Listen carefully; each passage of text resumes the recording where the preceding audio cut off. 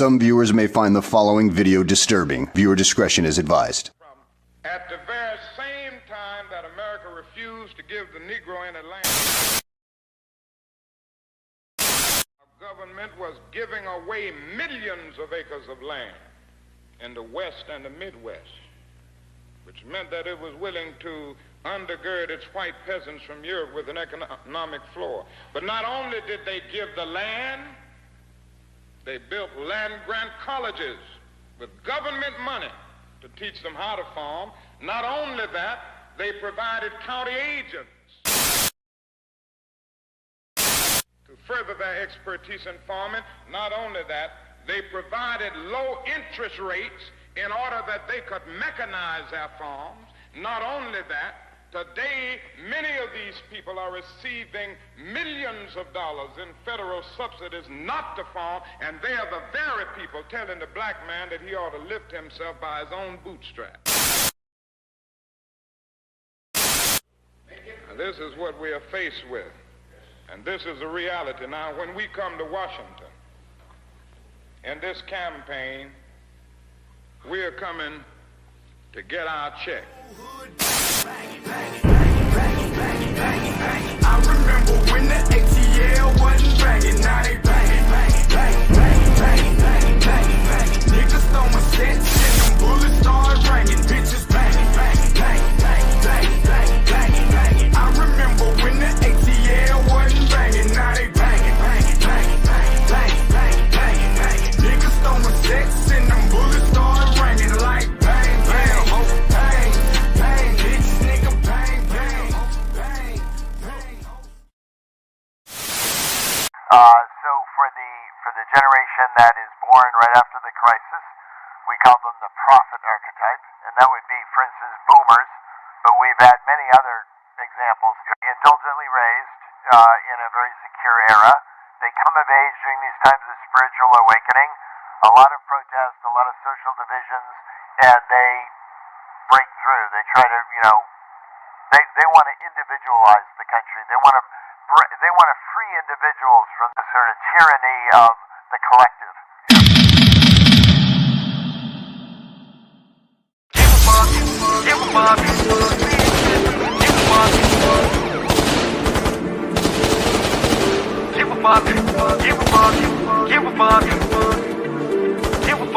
Like Tupac, nigga, I don't give a fuck. Everybody wanna ride for it with no car. Nigga, lot of money, live life like the stars do. If you do what they do, then what kind of king are you? Don't let money change you for the bad. Do what gods do. Everybody say they want power, but they don't really want power. They let the money, hoes, and fame make them a dummy. Money never made me, bitch, I'm making the money. I keep a smile every day, whether rain or sunny. A main bitch a day, wanna she kept it 100. A young 5'6" addict who love to get blunted. Off in the bed, I'm the dog, that's right, I'm atomic. Bury the bone in the cat, get back to the money. All the jealousy and lying niggas throwing at each other over crumbs on the cool, it's hard to consider. Some of you niggas to be real, cause you're real bitch made. These days, hell, a whole be harder than niggas. But I don't give a fuck, never have, never will. Real niggas really scared to tell it like it is. So many heartbreaks, hella blood, sweat, and tears over game. Now this is how I feel, tell them I don't give a fuck. I don't give a fuck. Like Tupac, nigga, I don't give a fuck. Niggas hating on the low, I don't give a fuck. I'ma get more money, more, I don't give a fuck. I don't give a fuck. I don't give a fuck. Like Too Short, nigga, I don't give a fuck. You can fuck my bitch, I don't give a fuck. I can get another one rich and I don't give a fuck. Tell them I don't give a fuck. Beat it with the microphone, I'm a flame spitter. Was a peacemaker, now a menace like the cane, nigga. Haters and you homo thugs fucking up the game, nigga. We were never in the same class, you a lame, nigga. I don't got time to be dissing a nigga who ain't worth a penny, cause mentally I'm too above for dissing the fake. On top of that, I'm a player, the player hating that's never been in my blood, nigga. That's ammunition for hate. If I call up the cavalry, it'll be a fatality. One phone call, they'll be minutes away. Better make peace with your creator, cause on the cool, I don't think you wanna perish a cent of the day.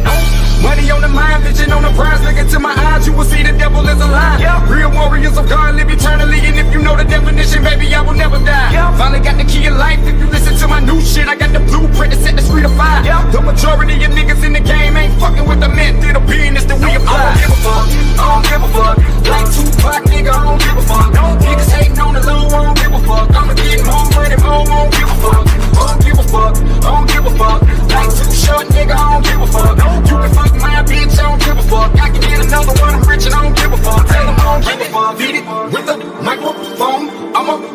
spitter.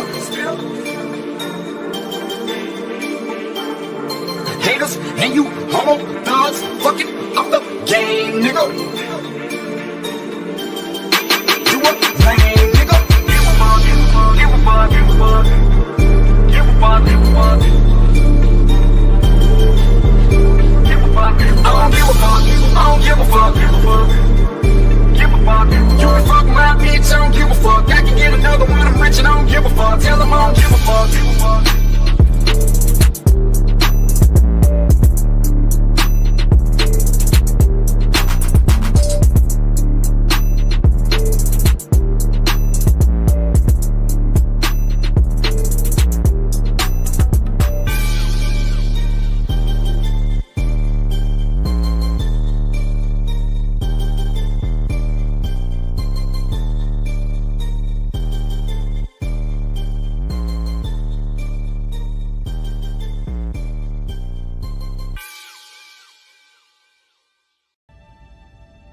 Red alert.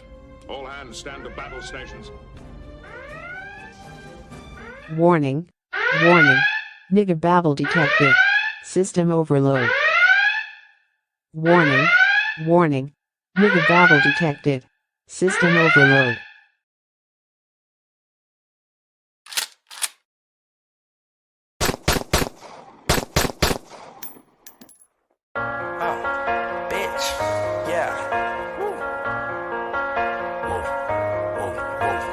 Hate me now, enemies gon' hate me now. Enemies gon' hate me now, hate me now. Enemies gon' hate me now, hate me now.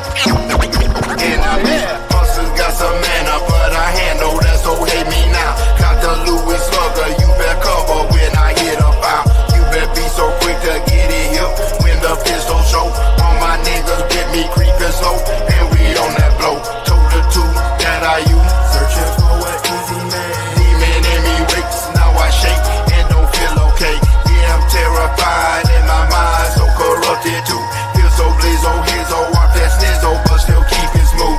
Evil prim, stay so blitz, busy down with Psycho Mike. Scheming, leaning all throughout the night, down in Metro Heights. Bitch, you getting sprayed from grenade when I put up here. Gets the P, here with me, and we always going in.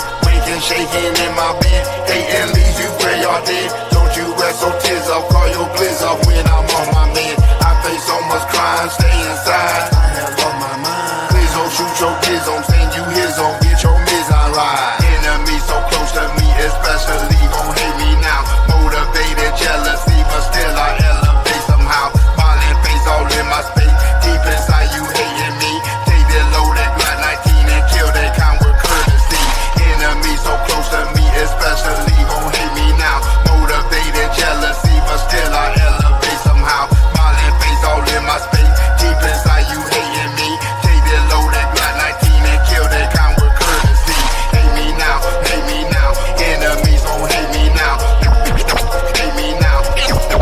Enemies. You hate me now, nigga. Damn, I thought we was cool. You hate me now. I don't get you.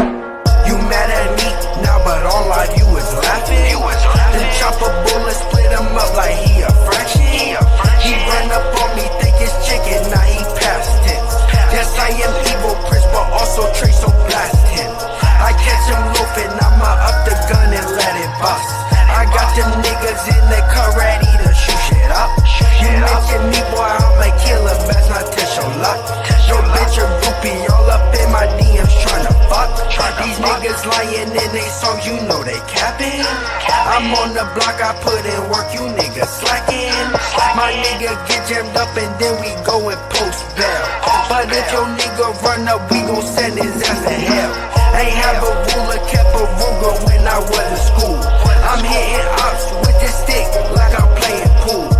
Handy manny in this bitch, we got all the tools. You hate me now, damn nigga, I thought we was cool.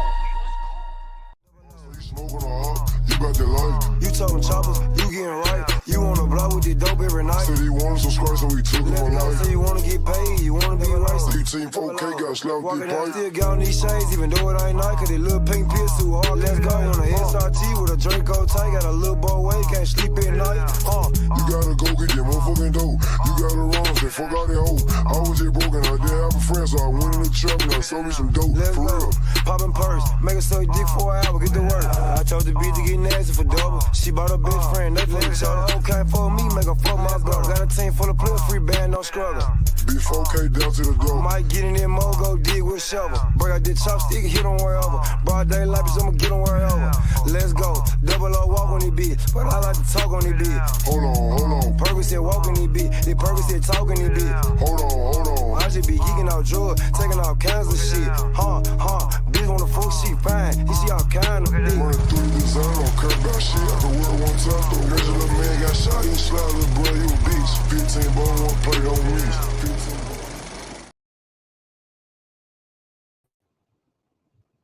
ball. Yo, peace, what's going on? What's happening?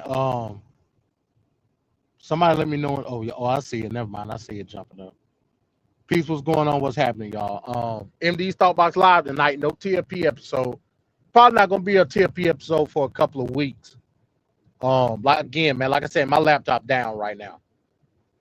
I got a power issue that I'm dealing with in terms of like I said, I don't know what's happening. I don't know why these chargers keep blowing a fuse in the I don't know. But I'll figure it out. I just ain't messed with it. Really done since then. And that was the beginning of the week. So, but I'll figure out what's going on with it. I mean, it can't be nothing too serious. Like as far as like my truck goes. So, like I said, I'll figure it out. We'll work on it. But for right now, man, we'll do Thought Box Live. I'm on the phone, and we just chilling. I think. Well, I talked to Ricardo. Ricardo try to be in the building here in a few. I'm assuming. I don't know. Fat Cat, like I said, the meme god. He only pop up when it's time to meme. He probably don't even know what time to because originally. Yeah, okay, there go Ricardo. Originally, I do it at 8:30, so I'm assuming that Van Cat got a hot pocket or something he's trying to chow down on. He probably don't even know I'm live right now, but he'll figure it out.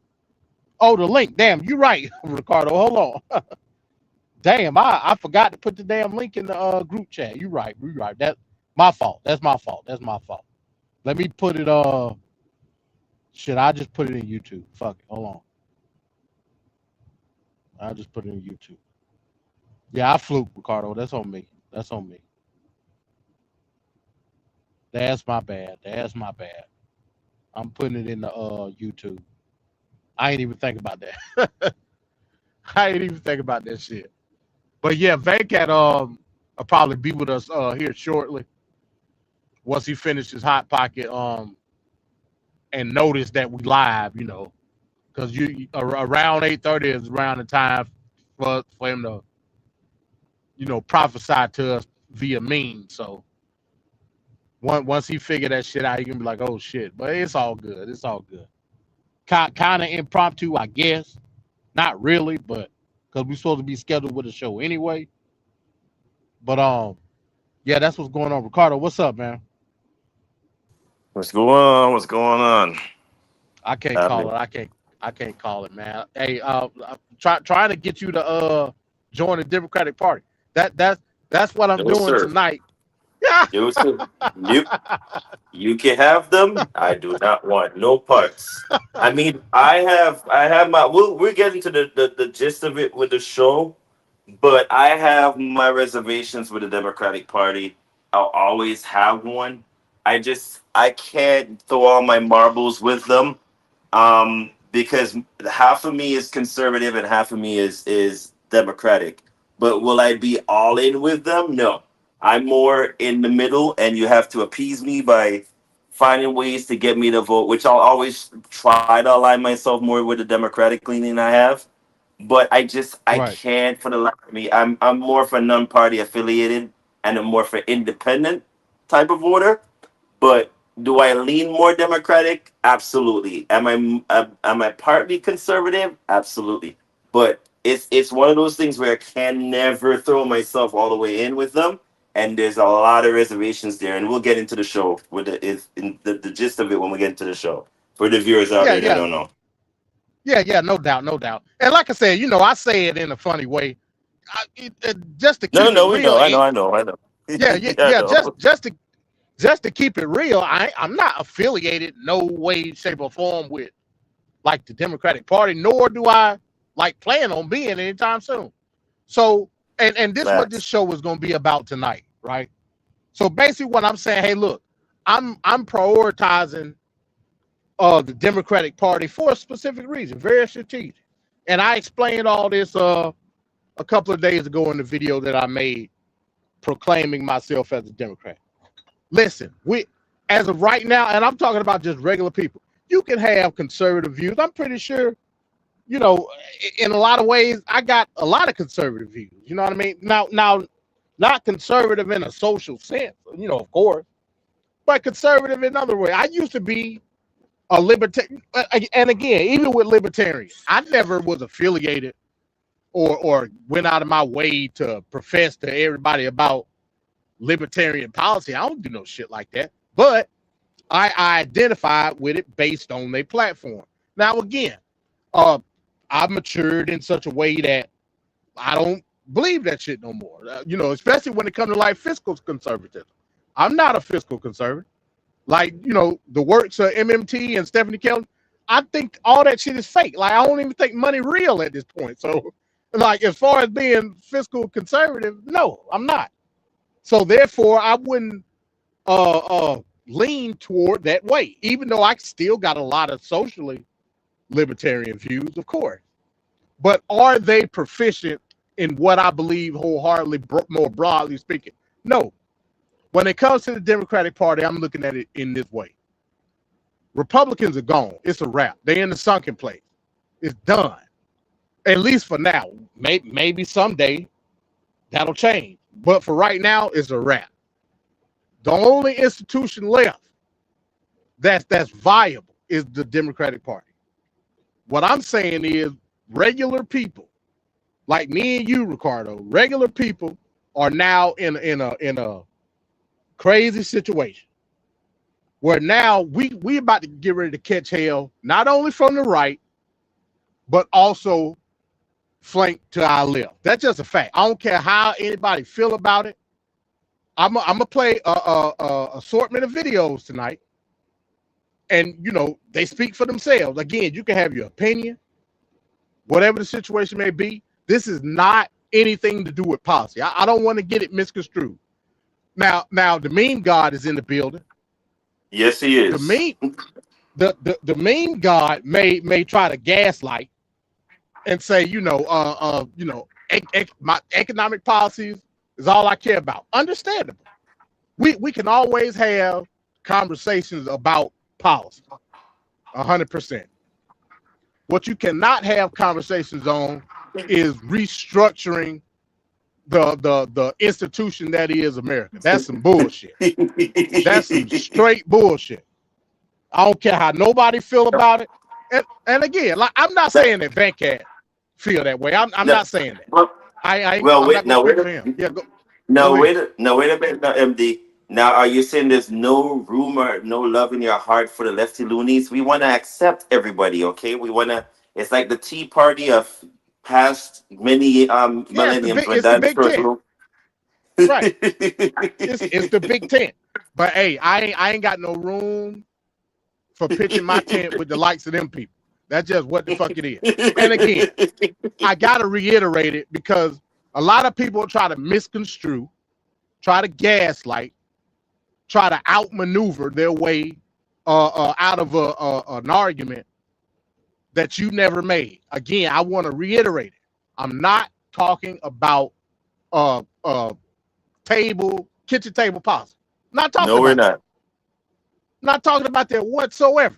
No, we ain't. We can all, as a matter of fact, I've given in, so to speak, over the course of some years now, and y'all can be testament to this. Black Sun, everybody that I talk to online about political shit can verify I've relented, so to speak, when it comes to a lot of progressive shit.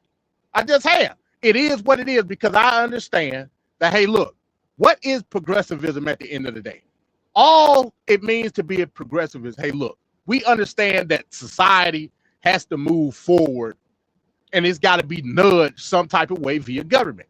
At this point, I can't even argue with you no more. If the people so make it so. That's just what it is. You know what I'm saying? So even when it comes to progressive policy, I don't even argue with people about this shit no more. Even though I have a libertarian mindset when it comes to certain policy.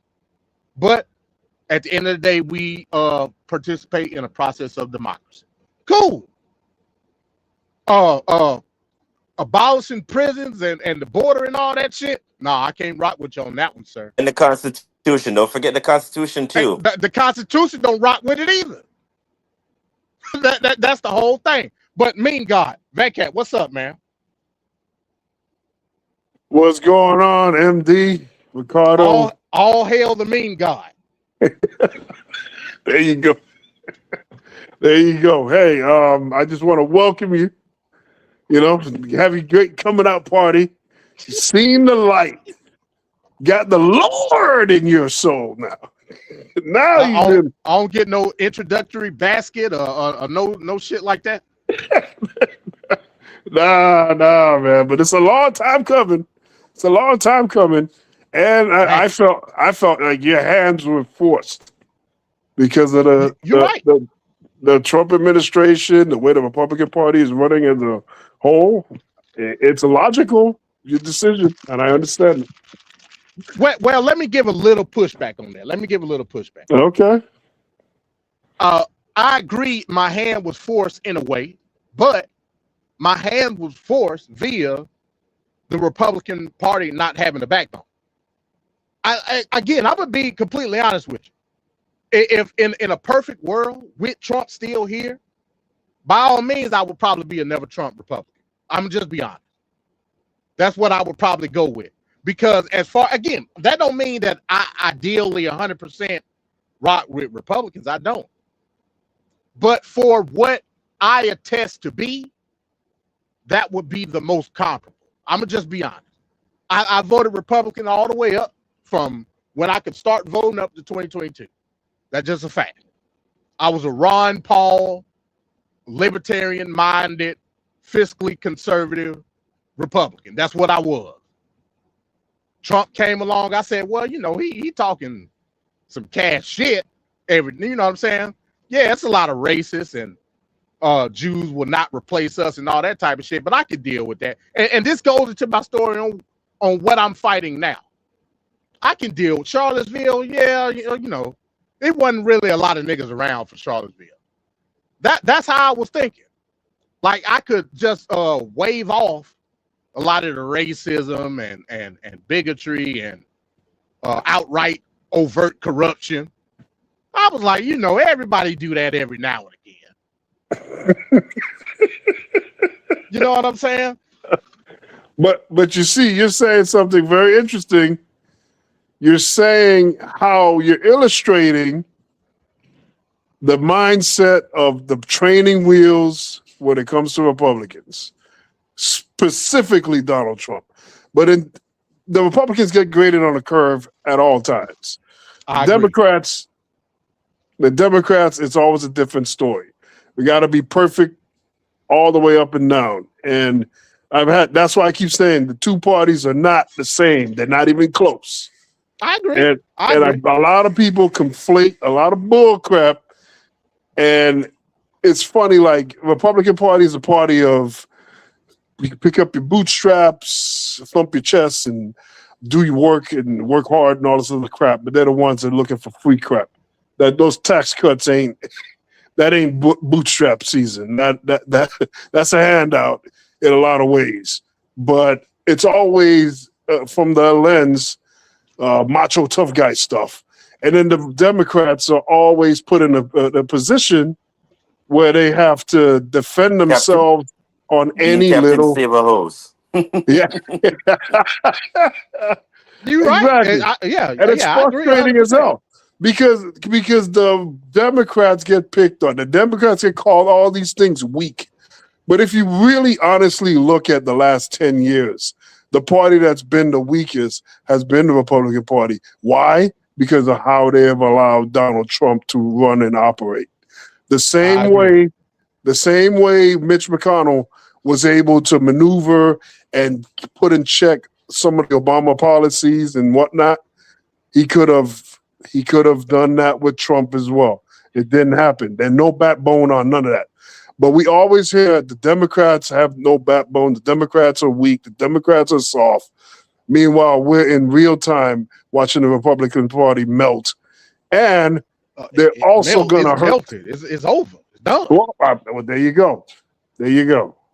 It's There you done. go. So, I don't know. It's Hence just problematic. why I became a Democrat. That's But the whole point. Because but I'm gonna it's the last of a dying breed. Go ahead, Ricardo. but I'm gonna say something though. The reason why people are so hard on the Democratic Party, and I'm gonna say, i.e., the black squads, mostly like the people that are in the in-ground inner cities and whatnot. The reason why they're so hard on Democrats sometimes is because that's all they really know. And in hindsight, when the Democrats give you or sell you a dream of, oh, we're gonna do this, and it doesn't materialize, then it's more like, okay, then what the hell were y'all doing? Kind of like when they sold them a dream when Obama was coming in. The first thing I said, I never forget this, when he got elected, I said, watch them all turn on Obama when they don't get their way, because the first thing we're always so used to is, oh, he told us he was going to do this, and he never did it. Mind you, again, Vanka will say, and I do agree with you, is that Obama came in with a lot on his plate and he was able to accomplish a lot of things, where he saved the auto industry in the U.S. He did save a lot of financial institutions. He did a whole bunch of stuff. Will they remember that? No, they're going to remember, oh, he didn't do certain things. He wore the tan suit. He did this. He bowed to the Japanese emperor and empress. There's a lot of nonsensical nonsense that, are beholden to the community, where we're like, okay, well, you should have done more for our community, but you didn't. But then did he really not do a lot for the community? It's kind of like a double entendre in a sense. But that's the reason why, Venkat, there's a lot that the Democrats tend to do. They overcompensate and what's the word I'm looking for here? They tend to overdo it, where they're like, oh, we're going to promise you this, we're going to sell you the dream, and then you'd have to wait. Like, let me give you an example. Remember when Biden came in, he was like, oh, I'm going to get rid of student loans, and it's going to be this, and you got to vote for me because student loans is going to be gone. And we literally sat there, and it was like, okay, so why you had the opportunity to do it, why did you not get rid of it? You literally came in, you then, and don't get me wrong, there's pushback from the Republican side and everybody in the Senate and whatnot, but you had ample opportunities, just like you were able to put in the affordable health care bill. You could have done the same thing with student loans, but you didn't do that. So then now everybody turns, and then they're like, okay, well, you did this and you didn't do that. So it's a lot where they tend to oversell it, and then in turn, then they go, oh, we'll do it next time. You're not going to have the opportunity next time, because then we know what's the next opportunity that's going to come in. And that's with the Project 2025, but we're seeing materializing now, where they got rid of, the Department of Education. They got rid of a whole bunch of stuff. You Democrats, that in terms of them, I'm not talking about you, Venkat, but I'm talking about as a whole, the party. When you guys have the fat cats with the money and all of that, Fat cat ain't in Congress. Listen, you can't do shit about it. But you know who I mean? The people with the money that are spending, like, and we're at some point in time we're gonna have to touch on that bill that they try to they passed today with the whatnot. But when you have the fat cats dictating, doing all that stuff, and they're not looking at the prioritizing of like what it is that you're selling, like when you could have passed like getting the what you call it, the student loans and all that taken care of. You had an appetite, mind you, Uncle Joe. Yes, you could have passed that bill. You could have done that with you could have been. That would have been a progressive move, because then you'd have had the Bernie and the what's her name? That's always But in his camp Joe too. Biden's not a progressive, though. That's the problem. He's not. He's But definitely not. remember. It's not even close. See, Wait. yeah, But remember, finish though, up, Ricardo, because I gotta push back on that. Finish up. No, I know. But wait, but that was the only way he could have gotten the what's her name? Is it Ortiz, whatever her name is? That was always like fighting with Bernie as well. When you're trying to get the progressive side of the party to come in, you promised them things that you knew that you couldn't have materialized, and then have in turn get them upset. So the new class, the old school, were clashing a lot. Remember when we had Pelosi, and then the new school come in and they were like, okay, well, we're not going to do this because so and so. And then Pelosi was like, you need to fall in line because this is how the Democratic Party has always been. You can't just come in brand new school and tell us what to do. That you got to fall in line. It's kind of like that. That's the issue I have with the Democratic Party. They don't know where it is to sell the dream and where to like be realistic with the dream. That's the problem that I have. And that's the issue you're going to face with the progressives on one side for the Democratic Party. And then you have the old school, I guess you will call them the Dixiecrats. I don't even know if you want to call them that anymore. The ones that are like the Collins that are like so old school that, realize now is the time to get out because now they're going to force you out or you're just going to fail miserably in the polls when the time comes to vote. That's where the issue is. And that's where when Venkat mentioned, they always come after the Democrats. It's not that they come after, it's just the dream that the Democratic Party sells and never materialize it in a way where they're like, okay, we can accomplish it. It's going to do it next time. When is the next time? What is materialized from the Republican side, though? Because the only thing they've passed, the only thing they've passed has been taken away. I'm just saying they've been taking away stuff. They took away a lot of rights.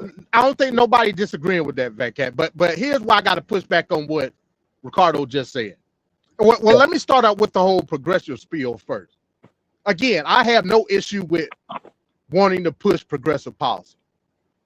The problem, what you're going to always face, and this is why I don't call myself a progressive Democrat. I would never call myself a progressive Democrat because in reality, all you're doing is saying that I go for social programs, but how are you going to implement that in a legislative way?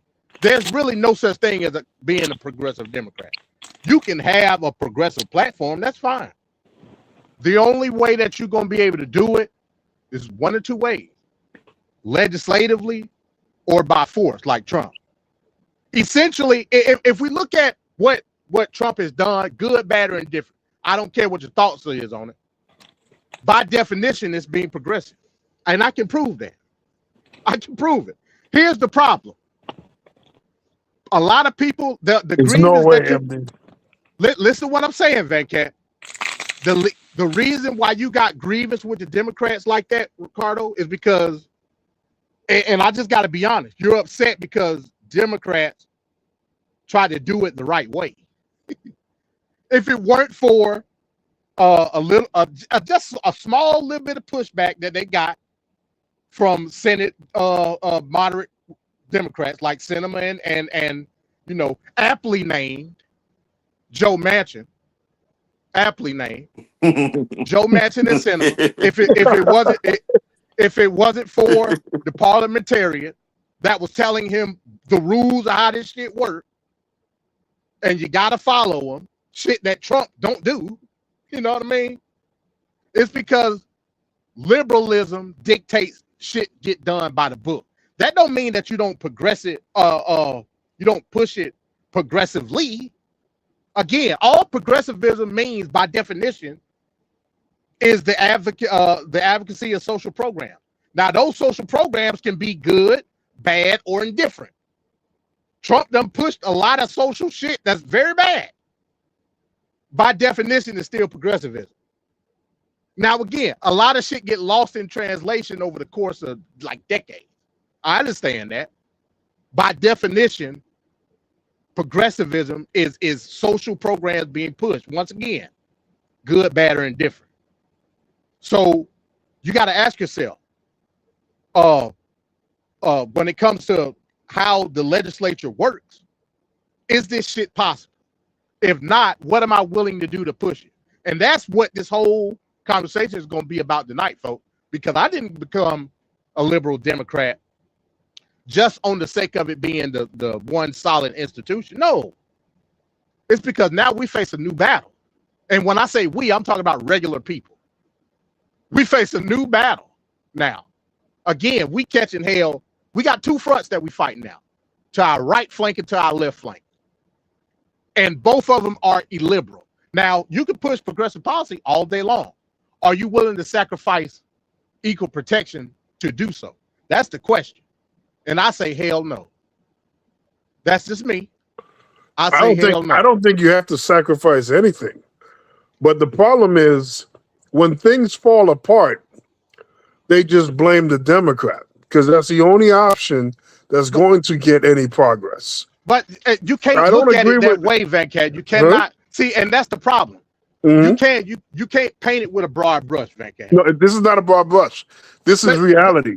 Listen to what I'm saying. You saying blame the Democrat. I'm not blaming the Democrat. I'm not doing that. No, I'm talking about, okay, you see the energy that Mike and Ricardo have when they're upset about certain things. Okay, so Barack Obama is probably one of the most accomplished presidents we've ever had.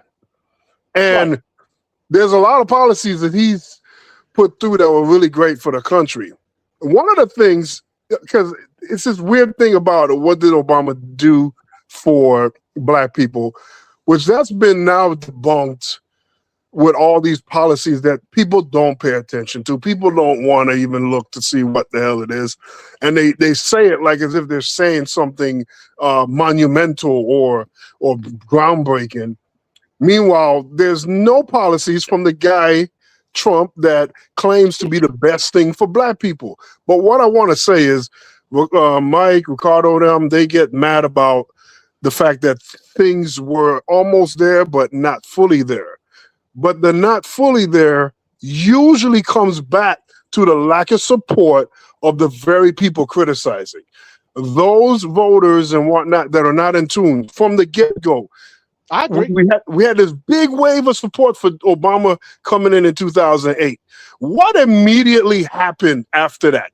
Everybody's like, we got the king in, now he does fix everything. They lost. And then in 2010, it got completely wiped out because and I know people in my family, they voted for the first time with Barack Obama. And then after that, in 2008, they didn't get involved in midterms. They didn't get involved in local elections. And then all that crumbled. That then made a setback. And then people are looking at Obama and like, oh, we had the Boehner regime. Exactly. Yeah. So the same people that are complaining that, well, I'm tired of the Democrats. They don't do everything. But every crucial step of the way, when the support is needed to be there to get to the finish line, people buckle. This past election in 2024, more people did not vote overall than they voted for Kamala Harris. More people that did not vote, they outnumbered the people that voted for Trump. So we just had a bunch of people complaining on the sideline, and that's the problem, right? Because when that happens, the Republicans have no pressure, right? When that happens, it's the Democrats' fault. And I just feel like I know that with everything that goes wrong, it always comes down to the Democrat, no matter if they were in charge or not. Biden got blamed for inflation. That is absolutely absurd. When inflation originated from Trump's policies and then COVID failures, and then we got the inflation from those actions. I have to explain that, and nobody else could just see that off the top. The other thing too, Obama bought the cameras for the police. That's a monumental change. But because they can turn it off, that's somehow a failure. I mean, this is politics. There's a give and a take, and you don't get everything you want. But that's true. The criticism is, I think, misguided. Go ahead, Ricardo. But look at it this way as well, Vega. So you brought up the camera, because I remember that whole thing. The whole camera thing with the law enforcement started just because, if you remember, looking back, there was a whole series of, and if we want to put it in the political lens of what we were, a lot of Black people were getting shot and killed just for the nonsense of what it was. It started from Castillo getting shot in the car when the police officer pulled him over with his at the time is significant other and her daughter in the back. And all the police asked was for him to show his license. I believe it was the license or the gun license, one of the two. I can't remember the whole gist of it back then. All of a sudden, he pulled out the law enforcement officer pulled out his weapon and shot him for a reason. So there was a whole bunch of stuff that you remember that led after that. It was just a whole series, and it looked like a correlation where it was just black people getting killed for no apparent reason. So Obama was like, okay, so then if you remember, the black community started saying, okay, well, President Obama, you're now here. You're the president. You're seeing what they're doing to the community. What are you going to do about it? If you remember well, he did a town hall meeting where it was telecasted live on TV, where I believe one of the kids, I think it was one of the parents of the kid that said, Obama was like, well, I have to bring it in because if you look at it, I have to get in touch with law enforcement and I got to get in touch with the community. And so somewhere along the lines, we got to meet in the middle somewhere because and I remember in that town hall I hear law enforcement school, this was their excuse. Oh, but when we have to go into bad communities and we have to deal with certain things when we're under pressure, what do you expect us to do? And I was like, well, you can educate your law enforcement officers that are going into that not all communities you're going to, well, it's going to have people that are going to be that way. You can't just go in with that mentality. It's just that you're automatically going to assume every black person that you see is going to hold a gun or is a more. But Ricardo, we know that there are people that joined the police that are racist, white supremacists, because they can wield that power to do what they will. It's not, I was afraid, I was this. It's the excuse used to cover up the true agenda. In California, there's a gang for police in California. That was reported on and disclosed a couple years ago. This stuff is out in the open now. It's all a lie, and it's all politics, really, is what it is. Deceitful stuff. But, you know, a lot of things can be true and also not be true. But the intent is what I look for. And I always say that. I'm looking for the intent. When Obama said he was going to close down Guantanamo, everybody's like, oh, he didn't do it, blah, blah, blah. He's fair. But he attempted multiple times. What stopped him? Republicans that were in Republican states, they said they don't want those people in their neighborhoods, their cities and whatnot, because then they'll be open for terrorist attacks. And that's what pretty much stopped it. So then the average person looking at it like, Obama lied. How is that a lie? He attempted to do something and it didn't happen for various reasons why. But that's the intent versus the lie. Now, when Trump says we're doing infrastructure week, and he said it for his whole first term, and it never happened, and it only happened when Biden got in, and they actually passed the infrastructure bill, and then Republicans took credit saying how they helped made the bill that they voted against. That's what I'm talking about. We focus on the Democrats, and we give them a half view. We don't look at their full picture. The Democrats perfect? No, but why do I have to say that? We're dealing with human beings. Human beings are flawed. But remember also when it came to that infrastructure bill, if correct me if I'm wrong, MD, didn't the Democrats spun that first as like a big green bill or something along that lines where they were like, oh, it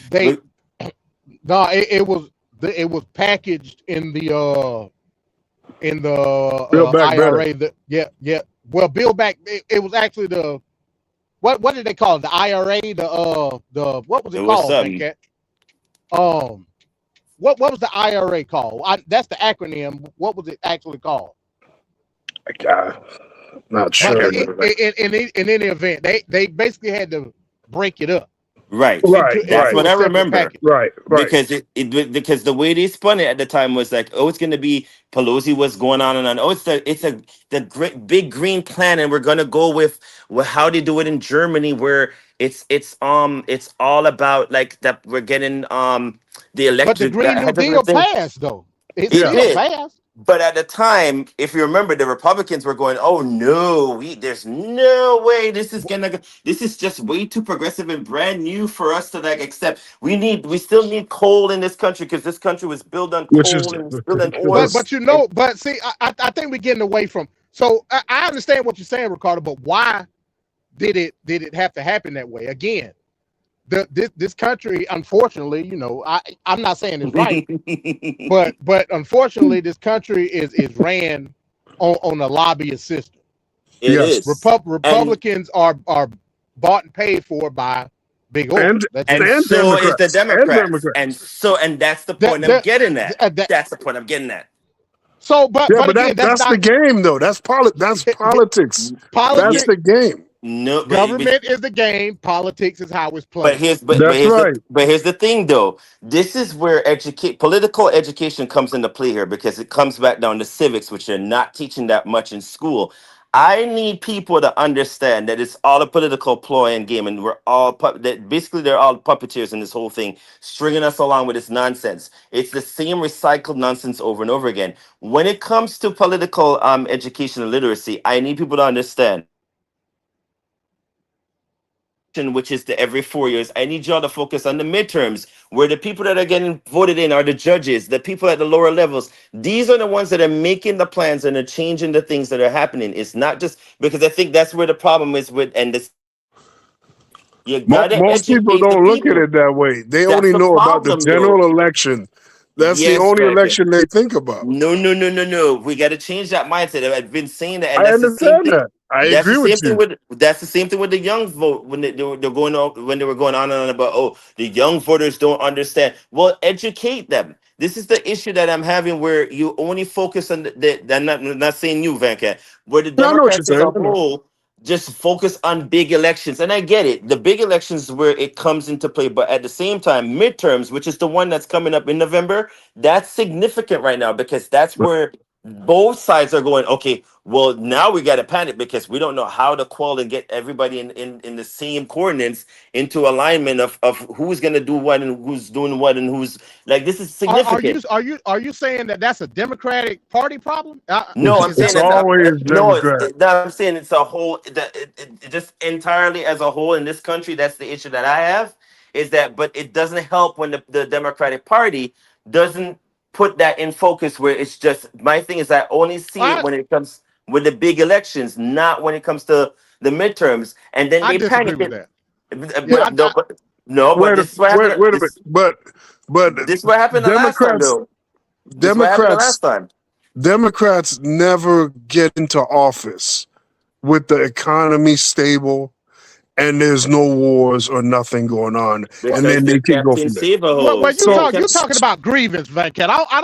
That's not a grievance. That's a real thing, because the policies that are required that we want to see happen, we're bogged down with these other issues that they have to focus and spend on. I don't think that's what Ricardo's talking about. No, I get that. I'm making that point that the Democrats have the burden of being blamed for stuff. Meanwhile, when they fix it, the country goes right back Republican. Then we find ourselves back in a mess. This guy just gave us COVID and the failures of COVID, and now he's back in office after 1 million people died from COVID. And what do we magically have? We have measles. We have friggin' the parasite in the salad. Lettuce. Diarrhea shitstorm from lettuce. Come on, man. Every time Trump's in office, there is a virus or some sort of a health issue. And what is his track record? He killed the World Health Organization. He got rid of people in the CDC. Yep. All these restrictions and whatnot, and now we have all these health issues literally going on. In real time. I don't think that explains why we're not getting voter turnout in off-year elections. That's exactly explaining it. Because again, when you're disenfranchised, when you're felt unheard, and you just see all these problems mounting around, and now you don't care and you don't understand that that's exactly what the game is, to get you disenfranchised, so that you don't care, so that the country could be controlled by a minority of people. And I hate that with a passion, because I don't think the minority should be telling the majority of the people what to do. But can you explain this? Illiberalism, like I said, and that's the whole theme of tonight's show. Right. You heard what Venkat just said. That's right. The minority of the people should, and I, to be honest, I don't think that's like what's happening. That's definitely what's happening. I understand what you're saying, and I get it from the perspective of disenfranchisement. I'm not arguing with you on that, but it goes to the main theme of tonight's show. To me, I didn't even want to talk about Republicans tonight, to be honest with you. No, you got to talk about them, MD. Sorry, no, we can't do it. We have to talk about them. At this point, and I'm gonna just be totally honest. At this point, Republicans are shitting the bed so badly. To me, they're not even like an issue right now. Right. The issue for me is what? Is the lefty loonies. Oh boy, there we go. There we go. I became a Democrat, not just a regular old Democrat, a liberal Democrat. But in all fairness, I have to agree with MD. I once upon a time used to be like, I'm going to ignore that side of the tent, because they just never will populate and they will never come to anything, because the old school will put them in place. Oh no. There's a series of things alarming things that have come out in the past, I would say in the past month, that I'm like, what in the hell are they talking about? Because now it's like, oh, we could come out of, like, it's basically what they're projecting is we could come out of the woodworks now and we could do whatever, and we can manipulate the masses into voting for what we want, because it's easier to do that. You can't do that, and that's a huge problem for me, because now you're gonna conflate what it is that the party is standing for by you going into this whole nonsense of. Remember, if you remember well, when they did the whole college thing where they were like, oh, we're gonna protest about the whole Palestine and blah blah blah. Yeah. Ricardo, where they at right now? I don't see him. I don't see him at all. But that was a huge thing, though. It was a huge. Don't get me wrong. It was a huge coalition of like everybody trying to do, but then it didn't materialize, because remember the colleges pushed back where they were like, oh, we're gonna not make you graduate, or we're gonna do this, or we're gonna try to revoke your visas, or we're gonna. So there was a whole bunch of pushback. But the thing you're saying they got scared is what you're saying. Well, I mean, but they was lit under what president? Ricardo? They were. Who was president at the time? And that goes back to Venkat's point. Biden. That goes back to Venkat's point. But Venkat just said the minority is being led by them. And again, I understand this point. I'm not saying that I don't. But what's going on right now, you can't attest any type of left-leaning shit to what you're seeing right now. And I don't think Venkat agreed with none of this shit going on. I hope he don't. But again, I'm gonna play a series. Matter of fact, let's start, because I got a few videos I want to get. Like I said, we just shooting this shit tonight. MD's Thoughtbox Live. Ain't nothing too serious. I got a series of videos I want to play. No edits, just straight video.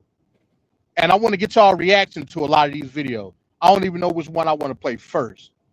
You know what? Let's go to Fox News. Fuck it. Let's go to Fox News.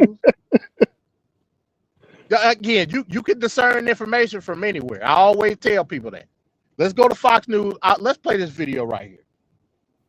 I am tired of a set of people on the very far left in the Democratic Party. Ideas that are literally insane, nutty, moronic, dangerous, bigoted, are not progressive. They're regressive, and they should not be in our party. I'm not living in communist America. I mean, I know the talking point is that, well, it's not communism, it's socialism. Okay, I've read the quotes from the DSA platform, from their own mouths. Don't tell me I'm not seeing what I am seeing. They say things like, takeover of key industries, government That's communism. And this comes amid reports of tension between Bernie Sanders and Hakeem Jeffries, the House Minority Leader personally calling the socialist senator, telling him to stop meddling in Democratic primaries. But Sanders wasn't taking his orders. Over the weekend, Bernie teamed up with far-left Michigan Senate candidate Abdul El-Sayed for a campaign rally that was a doozy. Watch here. Brothers and sisters, let me tell you, change is coming. Progressives have been defeating establishment candidates all across America. Now, brothers and sisters, the entire country is watching this election, so there's an enormous responsibility on your shoulders.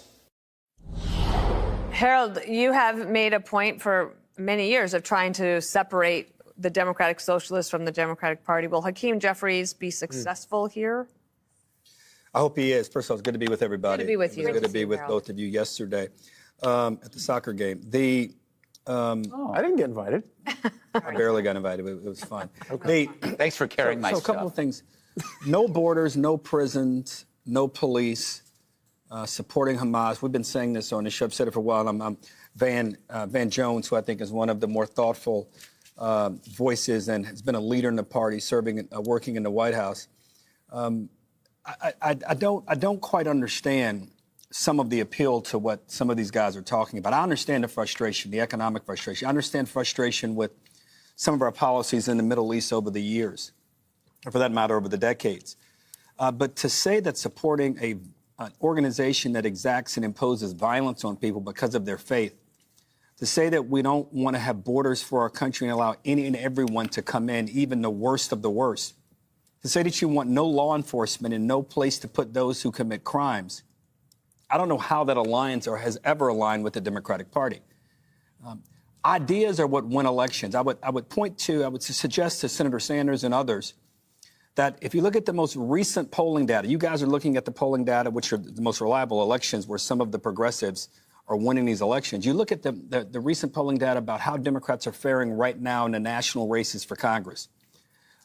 We're in a dead heat with Republicans. And if you listen to those independents and others and some Republicans, it's because they are afraid of this message. They are afraid of the socialist communist wing of the party.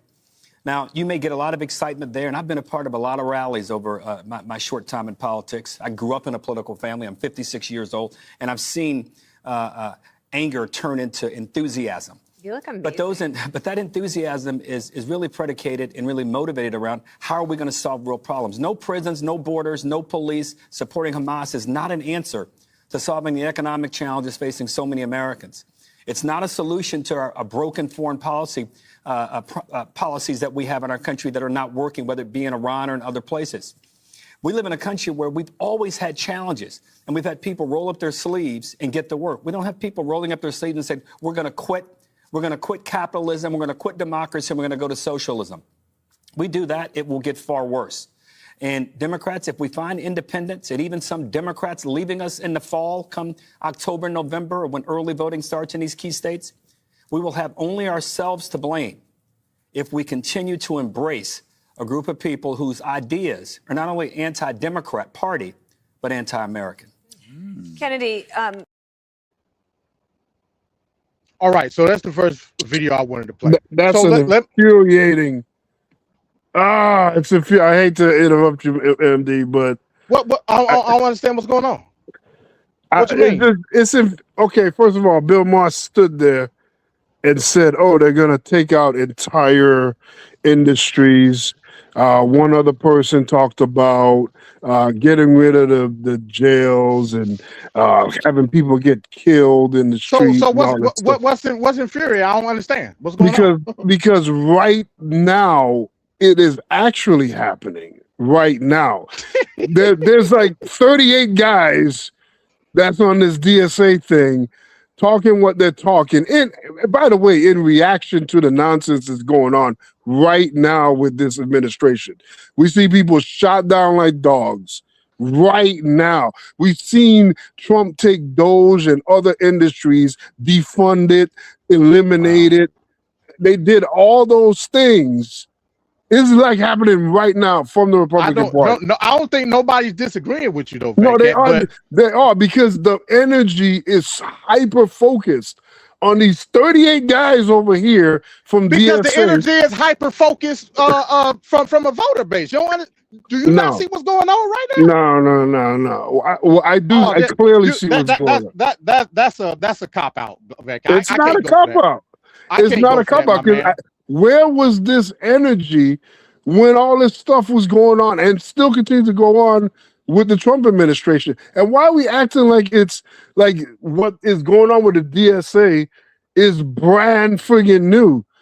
The stuff that's happened within the Trump administration, the eliminating of Black history, the eliminating of Black jobs that were in the government, all these women unemployed, gone, getting rid of key people in the government that takes care of our health care and the CDC and all this other stuff. Are you saying Democrats that are running primaries against DSA aren't talking about that? Is that what you're saying? I'm saying they're ringing the bell like the house is on fire for guys that are not even in power. And the guys that are in power are doing the same, if not worse, right now. And we're just like giving them a pass. It's funny. It's funny. I remember hearing this same argument being had back in 2010 with the Tea Party.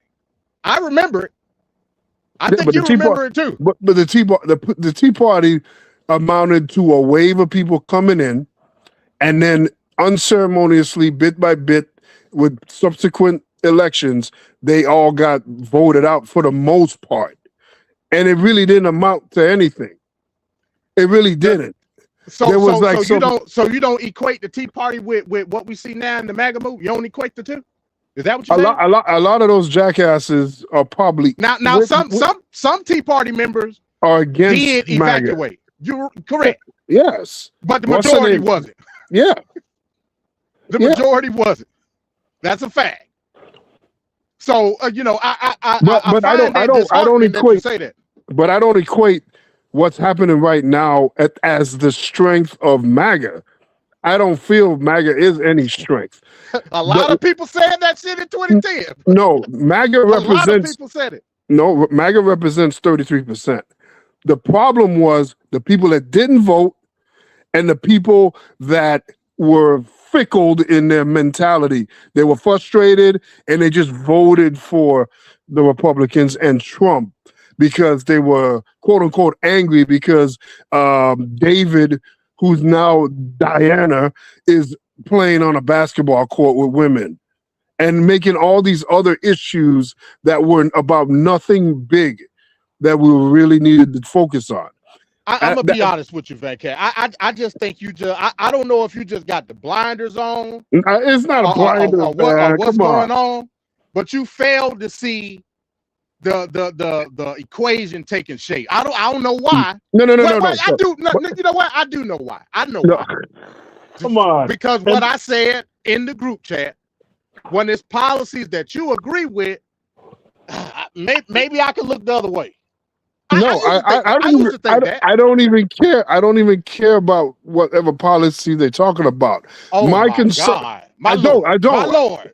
my concern is, and this goes back to what I had been saying about how when things on the Democratic Party happens, how it's focused on so much differently than the Republican Party. Again, these people you talk about, they don't, in most cases, they don't even have office yet. They don't even have power on any level.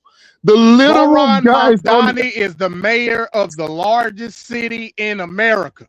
Okay, so one thing with that, Mamdani, he's a mayor.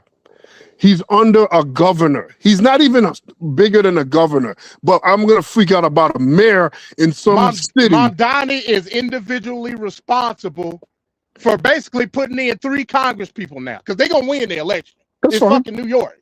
That's fine. That's fine. MAGA maniacs got put in all day long. Nobody was batting an eye.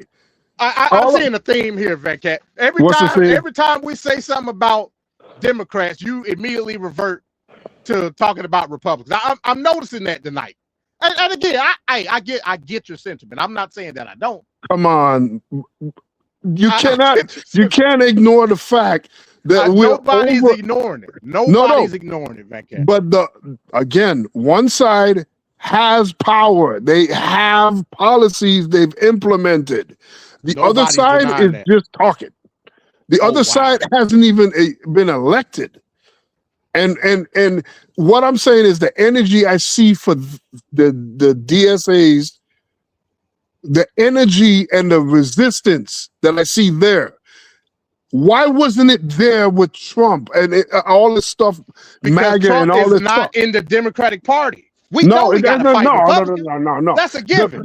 No. This is a tool to put minds and focus on something else, and we're giving a pass to this other stuff. Well, they got me because my mind is focused on it. They got me. They got the hell out of me. There are Republicans that are super focused on that because this is an opening for them to help to bring it down as far as the chances of a big wave happening in this midterm.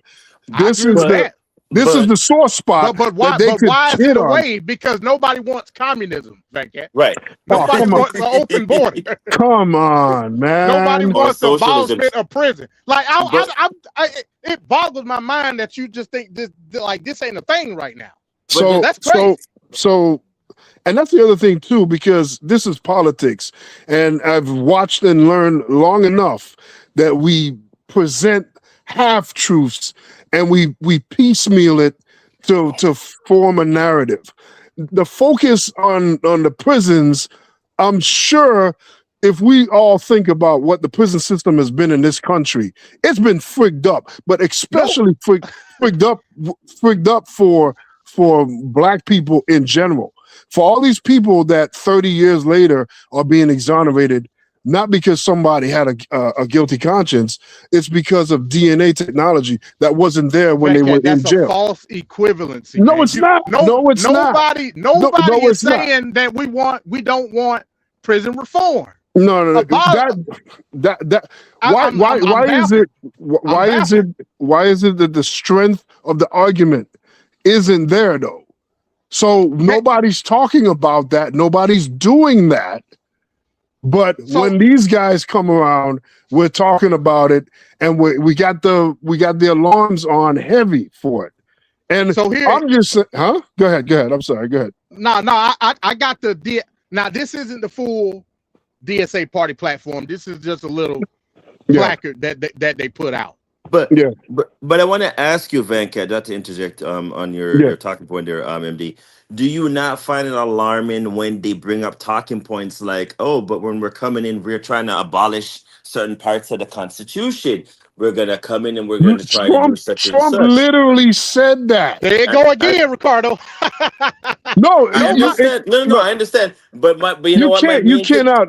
I'm sorry, but you can't. I got you. You can't get over that because the example is the guy in power right now, the guy that ran for the power. He's not a conservative though. We always knew Trump was like. No, but what I'm saying is you just hit the nail on the head, Ricardo. Hit the nail on the old noggin. What do I always say, Ricardo? There's no such thing as left wing and right wing populism. It's not. Sorry. The same thing Trump is doing essentially is what it's the same shit as what the lefty loonies is talking about. But it's not the same again, because again, you cannot get past the fact he's in power, and nobody's disputing that. Nobody's disputing that he's in power. But we've known these issues about him, and we re-elected him again after all the red flags. So why wasn't the strength of the resistance that are on these 38 guys or 50 guys or whoever the hell these people are? Why wasn't that energy and talking there for the one that is in freaking power? These guys are talking on the internet. I'll tell you why. I'll tell you exactly why. It's Mhm. because Because it's Trump. the Democrats. That's why. No, no, No, no, no, no. no. I'm That's No. a Democrat 100%. myself. No. It's That's because 100%. Trump. Listen to what I'm saying, Van Yeah. Cat. Yeah. The reason why it wasn't because those talking points that Trump was saying were projected on the Democratic Party. Yes. What did he always say during the campaign? The radical left. Ain't shit radical about a Democratic Party. Not a damn That's thing. true. I Facts. tell you who is radical though. Facts. The actual radical left. And these are the problems that you don't want to talk about in terms of what we facing. I get everything you're saying in And- terms of Trump. and You're not wrong. And also to add to MD's point, as well, Van Cat, we got to be careful of these people because now we're gonna delineate far way. The problem that I have with them coming into the mix of midterms is that now you're gonna split the party into a way that we don't even need right about now. We need everybody to be focused on getting everything in check and in balance because it's all about check and balance. We've always said this from day one.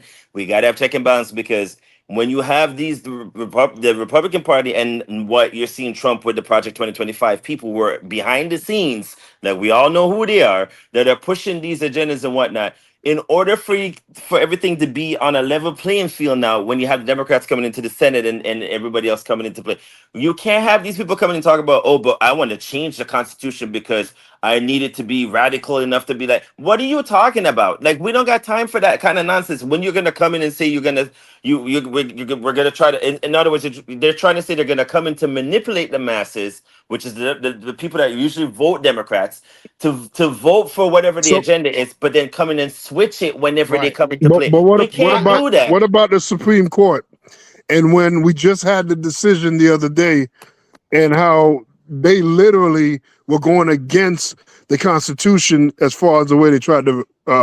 Luckily, they didn't pass it, but what those justices, that's why I had a problem with, because they're clearly going against the Constitution.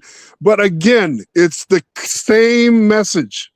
When it has to do with Republicans, there's so many egregious factors and features within that party. And what they've done, there's so much of it that is like just throw it to the wayside.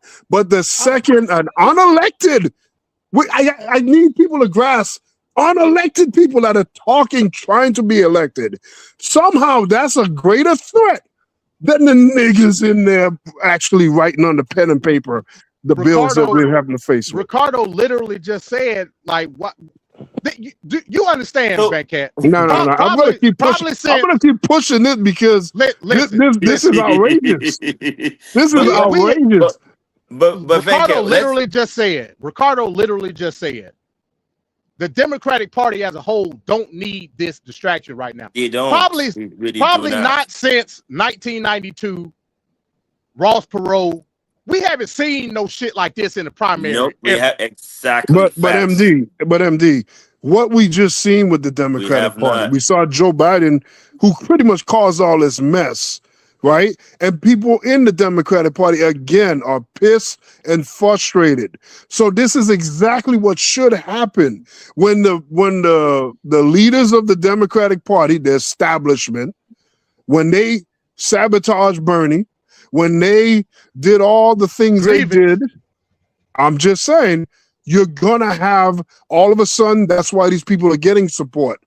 Because the everyday average person that maybe not follow politics as much as we do, they will fall right in line with whatever platform they have, even if it's just like the MAGA maniacs, even if it's just like one or two things that they like. Right. I'm glad you said it. It's the same kind of. I'm glad you said it. But that's the point. I'm more focused on not the little stuff. I'm focused on the bigger thing. This is the Democrats' fault, Democratic leadership, for the position that they put themselves and the party in. And now people are frustrated, so they want another way. That makes freaking sense. That's exactly what should happen. So anybody, this is the nerves of all these establishment Democrats that are like, oh my God, this is going to mess us up. Well, you should have thought of that before you were doing what you did. I'm just saying. I want y'all to pay attention. Huh? Go ahead. I want y'all to pay attention to what Van Cat just said. Go ahead. Only a few moments ago, he said that these was like 40 people do nothings. Yes. And they're not even elected. Now all of a sudden the people are angry, Ricardo. The people are angry. They won't change. There's a difference between the voters and the politicians. I agree. I agree with that too. That's why we got a problem. Because those little 40 people that are influencing the voters, like you just said, Venkat. That's right. Yeah. Those 40 people are the ones that's establishing the policy platform. And part of their policy platform is abolish the prison altogether. And I don't like that. I'm sorry. I don't like it. I wouldn't agree. I wouldn't agree with that either. I don't think you need to abolish the prison system, but I do think there's some issues with the prison system. Let me read. Ain't no sense us talk. We ain't no babbling. That's what we're doing right now. Let me read what the DSA said that they want to do, because those are the people that matter, Venkat. And then I'm gonna let you go, Ricardo. Right here it says abolish the carceral state. Redirect police and prison funding to public services as steps toward abolishing the carceral forces of the capitalist state. What the hell is that, Venkat? Don't piss on my leg and say that it's raining. Please don't do that. Don't do it. Go ahead. That's what it says. Here's another one. And you might like this one. This is a favorite of yours. Abolish the Senate. No, I don't. Why would I want the Senate? Why would I want the Senate abolished? Have I not heard you say that, Venkat? Come on. No, now. I said abolish ICE. I didn't say anything about Senate. I could have sworn I heard you say that before. Why would I ever want the Senate to be gone? That makes no sense. Well, the DSA want it gone. Let me read to you what they say. Implement proportional representation. You like proportional representation. You said the majority and the minority, right? whatever the hell that means. The majority to what? I don't want the minority running the shots. What? So minority in terms of what? Let's break smaller that down states, the smaller party. Let's be real. The way the system is set up right now, it did like Kristen Sinema and Joe Manchin are examples of how just a couple people can literally put a monkey wrench in any big bill or thing that they're trying to pass. I don't like a small few to do that. I just don't like that. You know why? Mm-hmm. Because we're not a democracy, Venkat. That's not the country that we are. We're a constitutional republic. We don't have mob rule in this country. Venkat won't mob rule. DSA won't mob rule too, though. So, as a matter of fact, let me go to the mob rule. Remake elections nationwide. Check this out. Abolish the electoral college. Replace the two-party system. I agree with that. The Constitution don't agree with you, but in any event, whatever. The electoral college is a racist. It goes back from slavery time. It's a whole documentary that they did on the electoral college that it's pretty interesting, and the whole basis of it isn't really beneficial for what you think it would be beneficial for. And all it does is just keeps us backwards. It's the only chance the Republican Party has to win an election, and therefore protects them from even trying to evolve their party and improve their party. The Republican Party, we should be mob rule, right? It ain't about mob rule. It's about not allowing the lesser side. Mob rule. No, it's not no mob rule. That's literally what the legal definition is. Mob rule. No. So you'll fit snugly in the DSA. When they say abolish the electoral college, replace the two-party system with a multi-party democracy. I've always said that there should be six parties. We're not a democracy. I don't. The multi-party system, that's fine. I ain't got no issue with that. We're not a democracy. We just ain't. I don't understand, like what's going on. That if you want a democracy in this country, that means you want anarchy in this country, because that's what you'll have to do to get it. It is what it is. Expand. Check this shit out. Expand the House of Representatives. Implement proportional representation and ranked choice voting in all elections. Basically, what they're saying is we want to get it to a position where, like Venkat just said, we got mob rule. Therefore, we'll always be in power. Republicans will never fucking be in power, according to their I logic. don't agree with. I don't know where the hell they get that expanding Congress crap. Nobody. I've never heard nobody talk about that. I've heard people talk about That's in expanding the Supreme Court. Vancat, that's in the same article that it talks about the Senate. That's Article 1 of the Constitution. Yeah, well, So if you want to get away with one part of Article 1, but not the other. Well, first of all, you act like I'm endorsing these niggas. You act like I'm on their payroll or something. I'm just talking about the troubling nature of how, when there's something wrong with the Democratic Party and the levels to that wrong, right? Because something wrong in the Republican Party is a way different level than something wrong in the Democratic Party. And the Republican Party has been a problem in this country for decades. And the alarm just went off for these 38 niggas in the DSA. There you go again. There you go. I'm just saying, it just blows my mind. Like, where was this friggin' energy when there were crucial times we needed that? And we just gave that power away. And we're currently seeing people getting shot down in the streets. We're seeing people going to jail. I said something in the group chat earlier today about how, Trump is talking about fixed elections and people voting with dead relatives and blah, blah, blah. Rachel Maddow actually gave 4 examples of actual Republicans, Trump-supporting Republicans, voting for their dead wife, mother, and grandmother, and they voted Trump with their vote.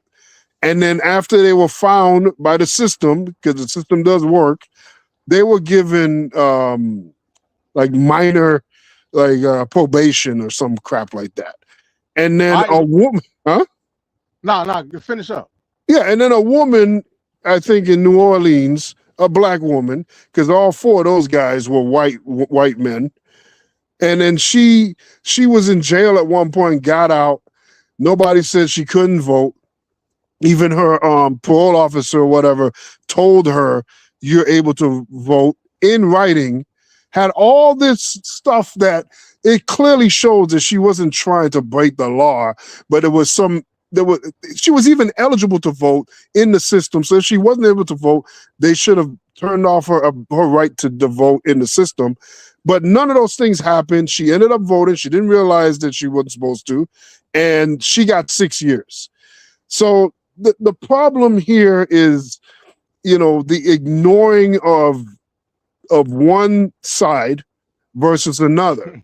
And until we deal with that, it'll never be right. It'll never be right. We'll never get anywhere. Let me let Ricardo go. I just got to say, I think you're doing an incredible amount of deflection right now. I'm not deflecting. Go ahead, Ricardo. I have nothing else to add at this point. I'm just very surprised with this Democratic Socialist. What is the A for? Because I'm still trying to figure out what the America is. Democratic Socialists of America. Yeah. Okay. Yeah. So after hearing the Republicans go on and on and on about them not wanting socialism and whatnot in this country, they still think that this is going to fly in the face of the fiscal conservative that the nation, really has in terms of. So let me just put this out there. Do you, Vancat or MD, believe there's conservative Democrats still in this day and of course. age? Okay. Yeah. So Yeah. what do we say when we see stuff like this from that? And this is where you hear me. You're breaking up, Ricardo. Disenfranchisement. You're breaking up. You hear me now? Oh, here. Yeah, I can hear you now. But I'm you were trying to. I breaking don't up. know if you can hear me well. Yeah, it's damn AT&T and their friggin' signals in my area. I'm in the dead zone. Can't stand this damn company. But when it comes to the Democratic Party, my problem with this whole, and don't get me wrong, because I do have a little bit of socialism leaning, because I'm one of those people that love the idea of, I don't know if we coined it workforce, but affordable housing is always one of those things you always hear me go on and on about, because I grew up in one. So, and it was never bad for those of y'all that are out there talking about, oh, you know, there's drugs. I never had that issue. There was always working class people in the building. They go to work, contributed to the economy, came back home and did all of that. So I'm a strong believer in the affordable housing, you know, initiative when it comes to like inner cities and large cities. When, you know, you get the housing costs low, that's one of my socialism, you know, 101 that I have.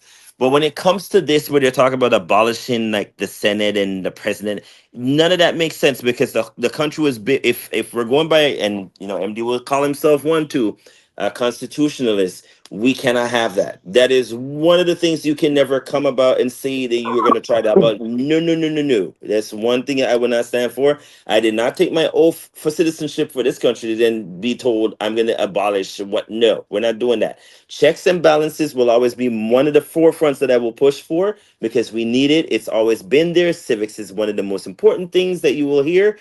And checks and balances is one of those things. When you hear the what do you call them again? Democratic Socialists, whatever a party this is, it's a no for me. This is where you're deviating from what the Democratic Party really is. And if we're going to go back in the historical context of what the party has come into from the Dixiecrats until now, we're not having it. Most of us are not going to be standing for this crap. And Bernie, I'm really disappointed in you, because for one, I know you pushed for the progressive and the initiative of what it is, and Ortiz, wherever she is, because I barely hear her in the news anymore. I don't know if these people are drowning her out. I don't know if she's trying to get a seat anymore. I don't know what's going on with her, but I know with her, I could usually tell the temperature with her. And Bernie, I can't even tell it anymore, because now Bernie's championing the cause for these noonies that are out there that are like talking about, oh, we're gonna come in. No, sorry, Bob. If you're gonna come in with this kind of initiative and push, I might as well not vote for you. I don't even know why people are voting for them to begin with. But who made this platform? Who's this representing, and who made the platform This far as these represents the party. agendas? This is the party platform. No, it's not. That's not the Democratic platform. I'm just saying. It's the DSA. It's the DSA platform. And who the fuck? These people are being ran by the DSA. Mm-hmm. But it ain't like I'm pulling this out my ass, Venkat. What I'm telling you, I get that. Listen, the DSA, we understand, in the context of the duopoly, is not considered a party. Ain't nothing saying that you can't run independent. What I'm simply telling you is this: these people are trying to infiltrate. Yes, they are. The infrastructure of the Democratic Party. Yes, they are. Because they know that's where the resources are. Yes, they are. They know that. You don't think they know that? They know that. And they know exactly what they're doing too. And they said it with their own mouth. They've said it literally. I'm about to play the video. I'm about to play the video. But why on this platform isn't there anything about the 40-hour work week? Now, again, like I said, this is not the whole. Like I'm on my phone. I can't pull up. Yeah, I get that. I get that. Full list of the platform. But this is the placard they made. I didn't make the shit. They made it with AI, by the way. But still, the abolishing of the Senate is just a weird one. I don't know where that even came from. But this is the reality, Venkat. What I'm telling you is this: these people were personally vetted. Mm-hmm. Were chosen to run against the incumbent. Yes, they are. By the Democratic Social. These ain't just some willy-nilly people and then the DSA endorse them. No. So these people are DSA. So the abolish ICE, which I'm 100% for, and grant amnesty but you're not, for all. Hold on, wait a minute, Venkat. You're not reading the whole. You got to give context. It sounds nice and again, I don't even believe in abolishing ICE, but that's just me. But you got to read it in its full context. Matter of fact, let me do that now, and then I'm gonna play the little promotional video they put out. I'm gonna play that so you can get a better context on what the hell they're saying. Video. So we read the abolish ICE. This is the next one. This is some more crazy shit. Replace the president and Supreme Court. Replace the president and Supreme Court with a executive and judiciary. Now check this out. Chosen by and subordinate to Congress. Essentially what they're saying is we will no longer have presidential elections. They want the Congress. Didn't Trump say that? Isn't Project 2020? Can you deflect? No, I'm just saying. Vacant. Project 2020, Project 2025 had a whole list of areas of the government. Everything that you're saying, Van Cat, but this don't make like I don't give a damn where it come from. Is what I'm really trying to say, Van Cat. I understand Trump is president right now. Of course, we need to fight that. We also need to fight this. We could chew bubble gum and walk at the same time, Van Cat. We can do that. I don't know. I mean, it's kind of hard. Let me continue to read. Basically, what they're saying is there will no longer be a presidential election. Congress will select. Now, for further context, yeah. Originally in the Bill of Rights of the Constitution, everybody was being elected by delegates. It wasn't even like a concept of that's ridiculous. General elect. Well, again, that's ridiculous. They changed it because they understood, right? Like this was going to be the thing, right? But to say that your executive nor your Supreme Court is going to be because like I said, the executive branch is duly elected, and then through the executive we appoint, and then we got the Senate confirmation hearings and all of that. They need to get rid of those lifetime appointments in the Supreme Court, and they should have been digging into that type of stuff. Well, again, like I said, to put contrast on it now is negotiable. But what I'm saying is DSA are saying that because they want mob rule just like you do, Venkat, they assume that everybody is going to be for them and it's going to be a supermajority in the Congress. Therefore, we're going to control that's essentially what they're saying in that. Here's the next one. Defund the Department of War. Defund the Department of War in all foreign wars and close overseas military bases. Again, it's a noble concept. It's going to be hell on earth if that happens. That's a fact. But we outspend the next closest country. That's not my point, Venkat. No, it but would be hell on earth is what I'm telling you. If we outspend them by like I think over 9 times or something like that. If we brought it down to 4 times, I don't think we're gonna be in trouble. But you're trying to revise the platform. You're not in DSA, you say it, so you can't revise it. Yeah, well, first of all, the DSA was not a thing in 2024, in 2022, in 2020. This is a new thing. Ain't nobody heard of this crap. And well, as of right now, I ain't got roaches in my house, but that could change. What I'm saying is that there's no legitimacy to it until you have what the Republicans are doing, where they actually are in office, making the bills and doing all that. It's fine and dandy to be like selective outrage on who you want to do this week with these guys. But to me, I'm unfaded by that because again, this is politics and we're just always doing things to literally gaslight the American people. And I could see why people get pissed off and just throw their hands and don't want to deal with this nonsense anymore. But I think if there was any time to act, it was when the nigga, the Cheeto looking nigga that's in there right now, if we would have been more on our game, we wouldn't be dealing with what we're dealing with now. The fact that I gotta go back the hands of time back at. We can't. Yeah. I mean, we got to deal in the here and now. And to be honest, if I had the power to change it and make Kamala win, I would not do it because the stuff we've witnessed and seen, it needed to be documented and it needed to happen to expose a lot of the hypocrisy of America in itself. The lies, the deception, the racism, all that stuff is on full display with Donald Trump. And the fact that people can't get over a woman running or voting for a woman or a woman of color or whatever the hell we want to do this time, that we just can't do it. So we rather put a buffoon in office that's enriching himself and screwing you over on a daily basis. Somehow that's okay. And then we want to also pretend that Joe Biden, the president that has passed the most legislation in decades, in generations, and somehow we're going to pretend that our lives were so much worse. These people didn't vote for Joe Biden. Neither than the disgruntled Democrats. Well, them idiots, they sound like them idiots from Detroit. You preaching to the choir, man. And that's what I'm trying to. You keep backtracking to Trump. Nobody's arguing that, and I don't understand why. Like you keep deflecting to that. That's not the argument. It's not a deflect. It's a fact. You can't see the effects and don't want to look into the future of the advent. You can't do that, man. I'm sorry. I don't believe. I don't believe that this can amount to any other more damage than we've currently seen with Republicans. You don't believe. So you don't believe. I don't believe it. Letting rapists and murderers run rapid in the street. What rapists and murderers? We already got them.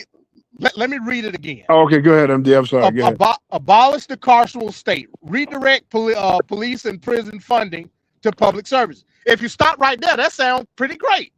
But that ain't what as steps toward abolishing the carceral forces of the capitalist state.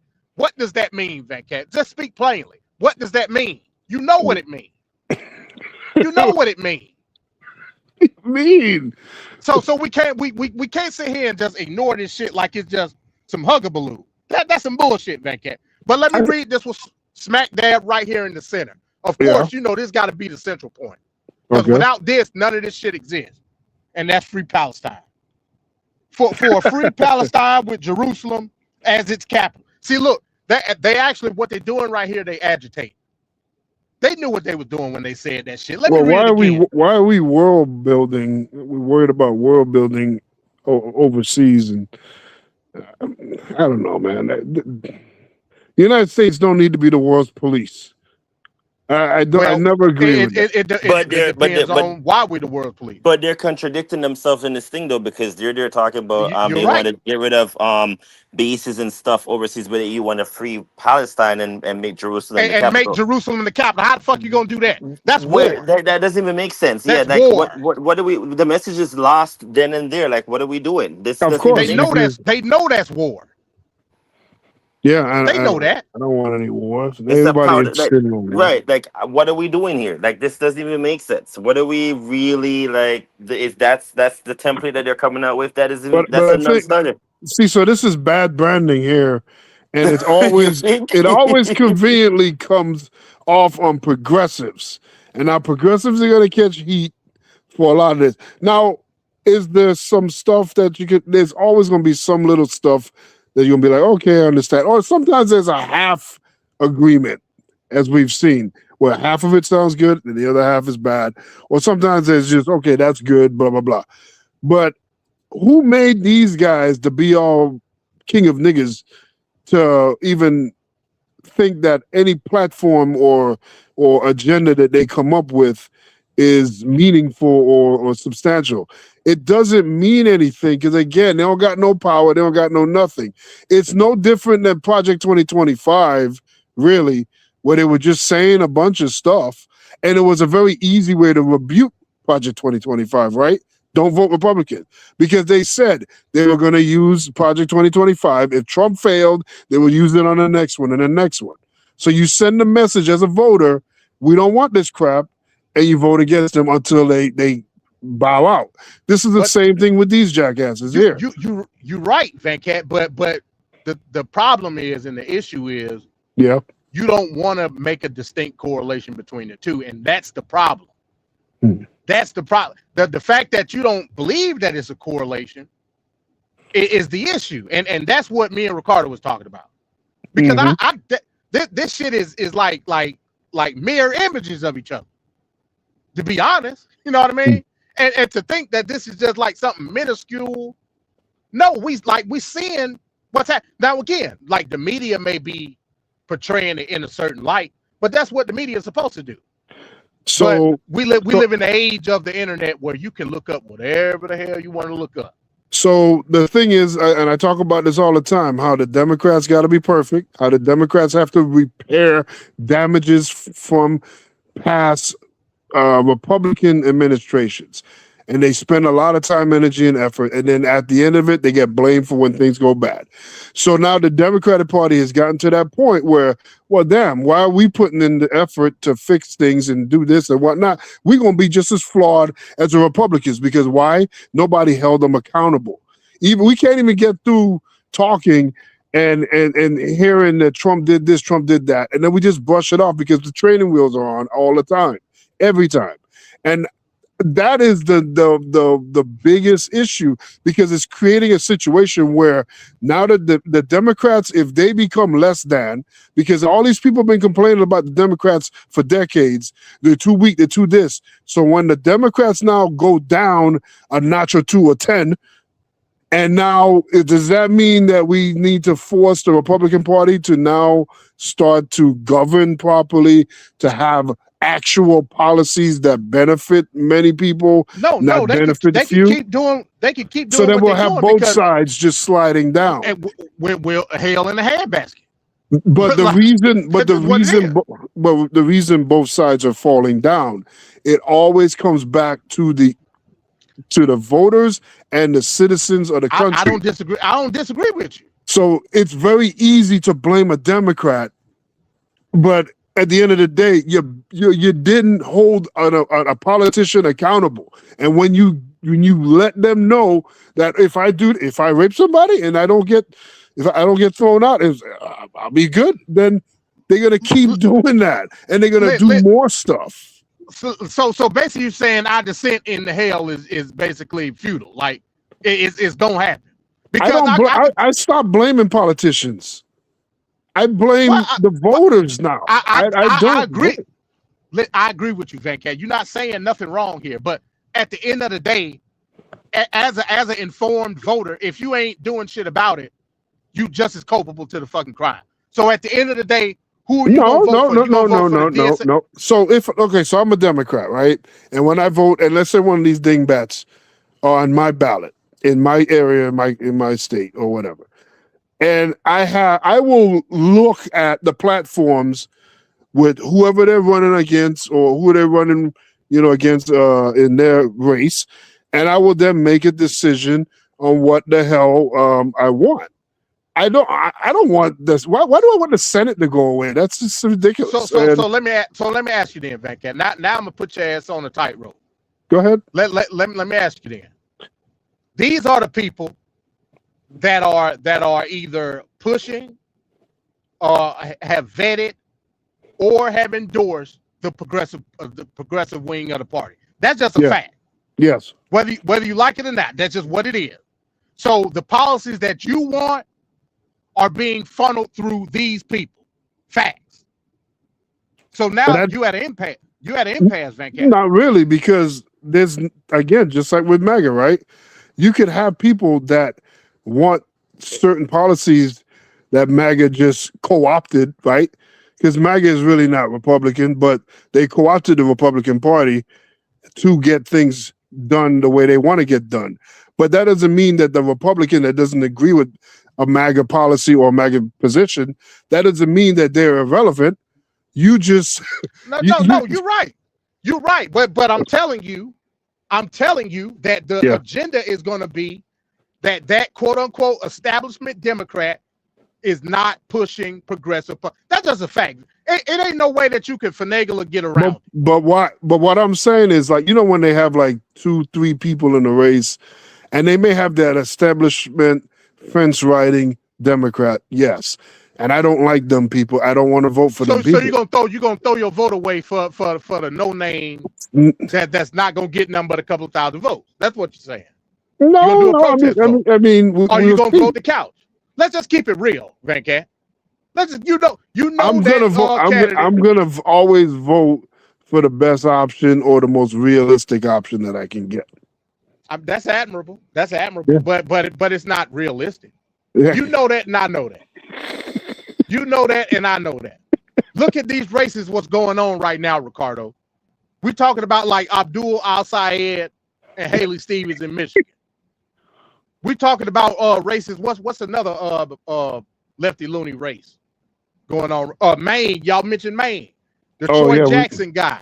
Right. And Susan Collins, for all intents and purposes, ain't nothing but a centrist Democrat. She might be up under the name of Republican, but she don't like her voting record is not Republican at all. Like you mentioned Ricardo today, they voted for the funding the authorization for the Iran war. She was the only Republican to vote against it. Mm-hmm. So like again, we gotta say, we already said this is a duopoly, Venkat. We Yes. gotta look at the options that's on the table. It's only gonna be, as far as money is concerned, only two candidates that's gonna be viable in a primary. It's gonna be your establishment versus the radical. You gotta pick one. Now, of course, you could, like I said, you could throw your vote away on Mike Humblebub from fucking Albuquerque. That's fine.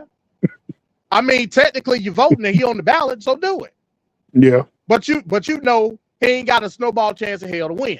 Right. So I'm not gonna vote for a person that's gonna garner 3%. I'm not doing that. So I'm gonna ask you again, Venkat. I'm Okay. gonna ask you again. Okay. Are you voting for the establishment Democrat, or are you gonna vote for DSA?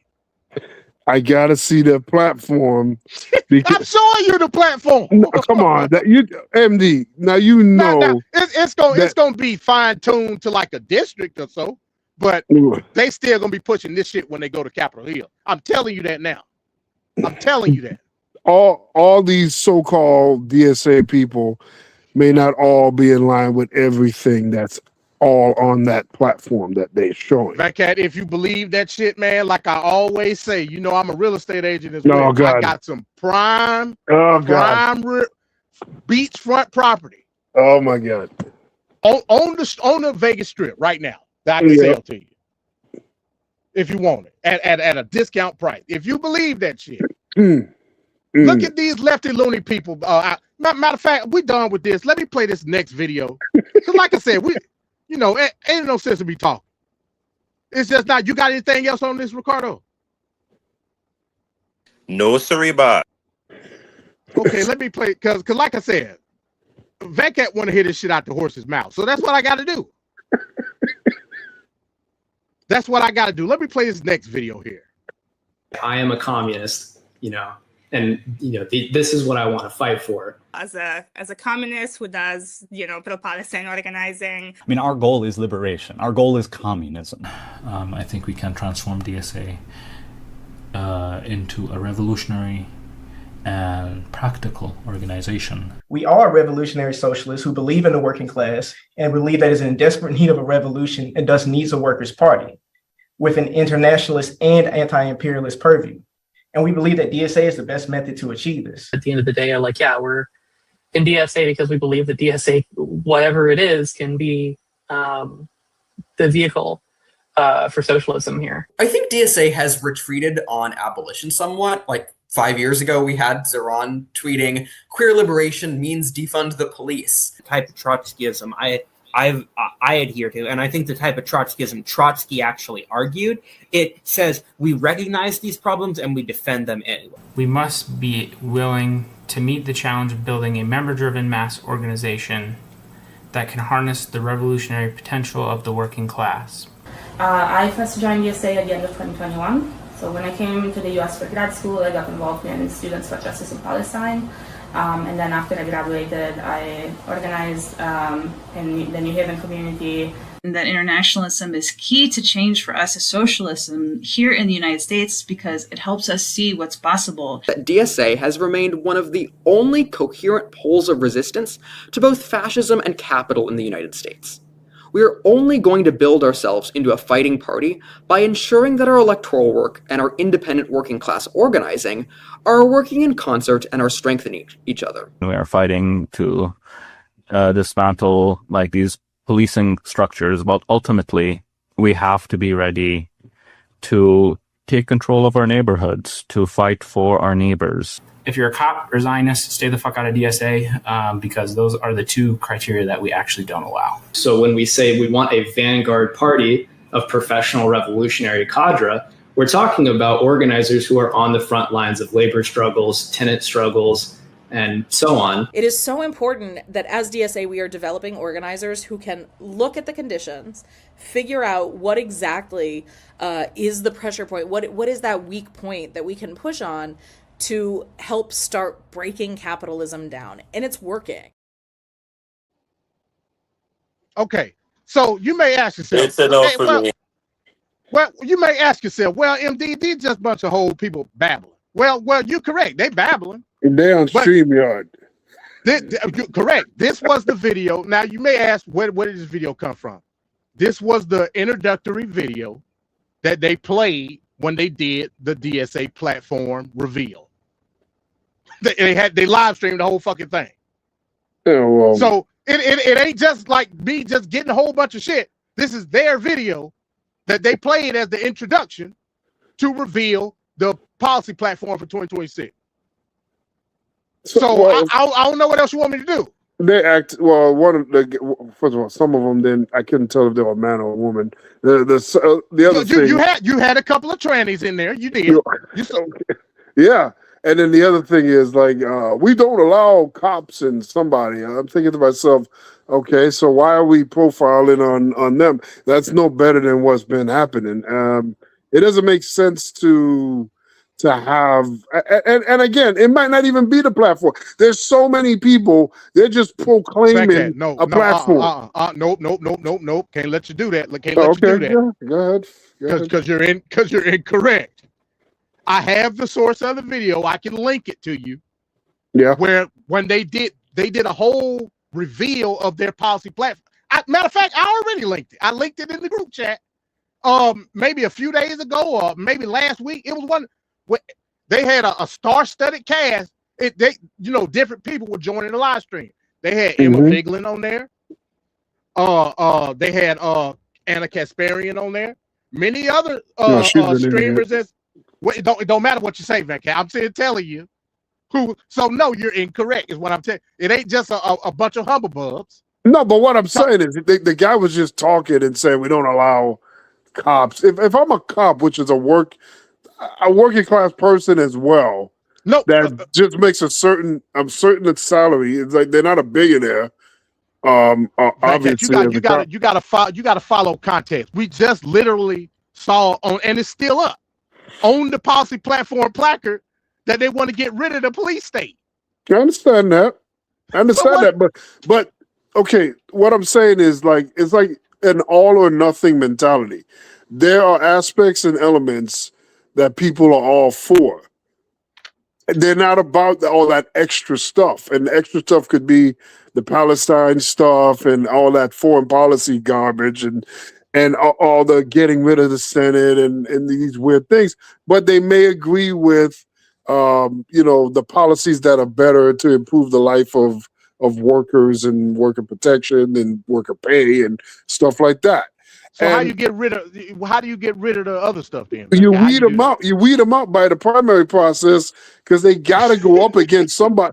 They got to go up against somebody that is the establishment Democrat. No, and that's the thing. Why is that the only choice when multiple people? Because that's where the money at, and I'm going where the money at. And if they going against DSA, that's who I'm voting for. AIPAC all day. I don't know, man. I just think that you can have your DSA person, and then you got to hear them out for what they want or what they're saying. But then there's other people that are progressive, that are looking for policies like myself that actually benefit the American working class folks. That is the now. See, these guys, they wrap themselves and they're co-opting the progressive movement because they know that a lot of people agree. Most people agree with the progressive policies. Jump in there, Ricardo. Jump in there. Yeah, but here's where I have a problem with them now with this, because then they included the working class designation to it, which is a very dangerous thing to do. When you put in bullshit. I didn't because it ain't it's not the working class that's vying for this shit. I tell you, you know who it is? You know who it is, Ricardo? is middle fucking management. There They you for go. the middle management. That's who the fuck the middle I just management class. That's who they fucking that's right an for. But it's in, Not set your up in broke a ass. in a primary, you can have your establishment, you can have your DSA, but you can also have those other candidates that can appeal without the extra crap. And this is another dangerous thing about this, because we're conflating and mixing what is meant to be progressive with this DSA stuff. But And now You their just said stink. you said Bill Maher was some bullshit. Bill Maher He's and full of Van crap. Jones just said the same, but they just said the same thing you just said. Bill Maher is not saying the same thing I'm saying. Oh my Bill God! Maher, Bill Maher said he did not have a problem with progressives. He said he got a problem with communists. That's literally what he said. No, what he has a problem with is him with his agenda with Israel. And What he about Van sees Jones? Van Jones is a dumbass. Van Jones has been pissing me off. I don't even want to get to Van Jones has been pissing me off as of recently, and he said some dubious things. Listen, But finish up, Ricardo. You can't blame Van Jones for getting some coochie from Kim Kardashian and then changing his stance. You know what I mean? She could manipulate, but that's a whole other conversation to be had. My thing with them is this whole working class. That why put in that designation? Because it sounded weird. That was like a red flag to me. Like I don't know why that was even included to begin with. But then You know why? You know why? I got to stop you right there, Ricardo. You know why? Because that's the term that Lenin used. Yes. Working class. Lenin ain't lift a hammer in his fucking life, but he used it. Neither did none of these people. But you They see, middle management. But you see, the problem with that now, MD, and this is why I'm trying to make Van Cat open his eyes to see this clearly. The perception of all of this in the periphery of it is kind of very alarming because now they're conflating everything and they're putting it under the Big Ten of the Democratic Party. We cannot have that, Van Cat. We just can't. Because now what they're going to do is and let's just say and God forbid it happens, knock on wood, it doesn't. But let's say these loonies come in and then they go, oh, we're going to do such and such. Who's to say they don't come in and do, and if you want to do it in a way where you're saying like how the Republicans do it now, where they're like, all these people came in and they're doing the bidding for Trump. Who's to say they come in and say they're pushing it for the agenda of the progressives and push a whole we can't have that, Van Cat. Exactly. There's no. Let me stop you right there, Ricardo, and I'm gonna let you finish. Because you just made a great point. Now listen, we could talk this shit all day long. The fact of the matter is, at least 3. I'm saying it's gonna be more congressmen gonna be in the new Congress in 2020. I agree too. That are DSA. Yes. Then once we get back to House, then we got to set legislative lines, right? We got to start passing shit. Yeah. Doing committee hearings, this, that, and the third. Yep. These goddamn lefty loan. You talk about Kirsten Sinema and Joe Manchin. What the fuck you think they gonna do when it's time for the Israel shit, and then it get voted down? What you think gonna happen, Van Cat? Because it's gonna get voted down. Yep. And then they say, look, I ain't voting on shit. I'm gonna vote present, or I'm gonna just say no to the bill at all. Whatever the hell you Democrats are doing. That infuriates me. But go ahead, Ricardo. But it's funny though because MD, like the thing that kills me is just like when they were passing, they were about that bill they were gonna pass, which was so funny to me when they were like, oh, we're gonna get rid of dual citizenship. Damn well that wasn't gonna go anywhere because there's a lot of people that are from Israel that have dual citizenship. So if you give up one, you got to give the other. But that's the hypocrisy of the whole thing. But I digress. The group now, when I'm talking about with this DSA group and all that, because I think MD showed a video. I can't remember what I was watching, but I just so happened to click on it when it was a live telecast, I think, with them. I don't know if it was a group of them or something. And they were asking, the reporter was asking them questions, and it was just the way they were conducting themselves. And I'm saying to myself, but you're saying you're a Democrat, but really you don't want to include yourself with the Democratic Party, but you're just going to be there for the sake of just being there because they want the resources. There we go. They want the money. And I think he literally said that out loud. And I'm saying to myself, why on earth if you're pushing an agenda, whatnot, why would you then say, we just need the funds, but then we're going to try to manipulate? There's no way that's going to work because at the same time, MAGA did the same shit. Yes, MAGA did the exact same thing. And And now we're having a split with them because now there's two MAGAs now, I believe. There was always going to be two. But I believe you have the ones that were led to believe the nonsense and the other ones that are beginning to be awakened by saying themselves, wait a minute, this is all bull. None of this makes sense. So it's the same thing where now you're going to, the deviation of the Democratic Party, I don't know what to call the Democratic Party anymore because I've always had this issue with them.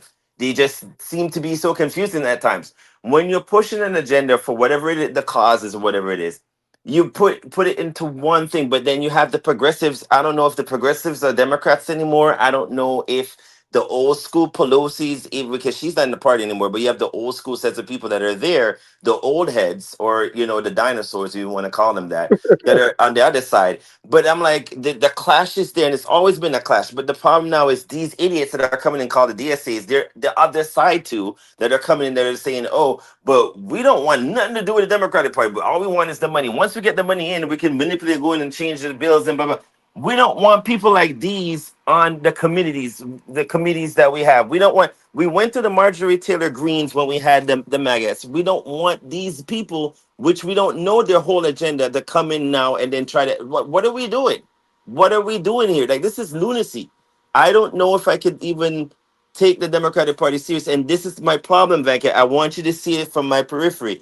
When we come to midterms in November, we don't got time for the foolishness of, now you're going to confuse the people that are going to be voting because we don't know if they're going to be aligned with the Democratic Party or they're just going to be coming in for the sake of trying to be under the big tent, but then deviate after. We can't go through that again, Venkat. There's no way that's going to work.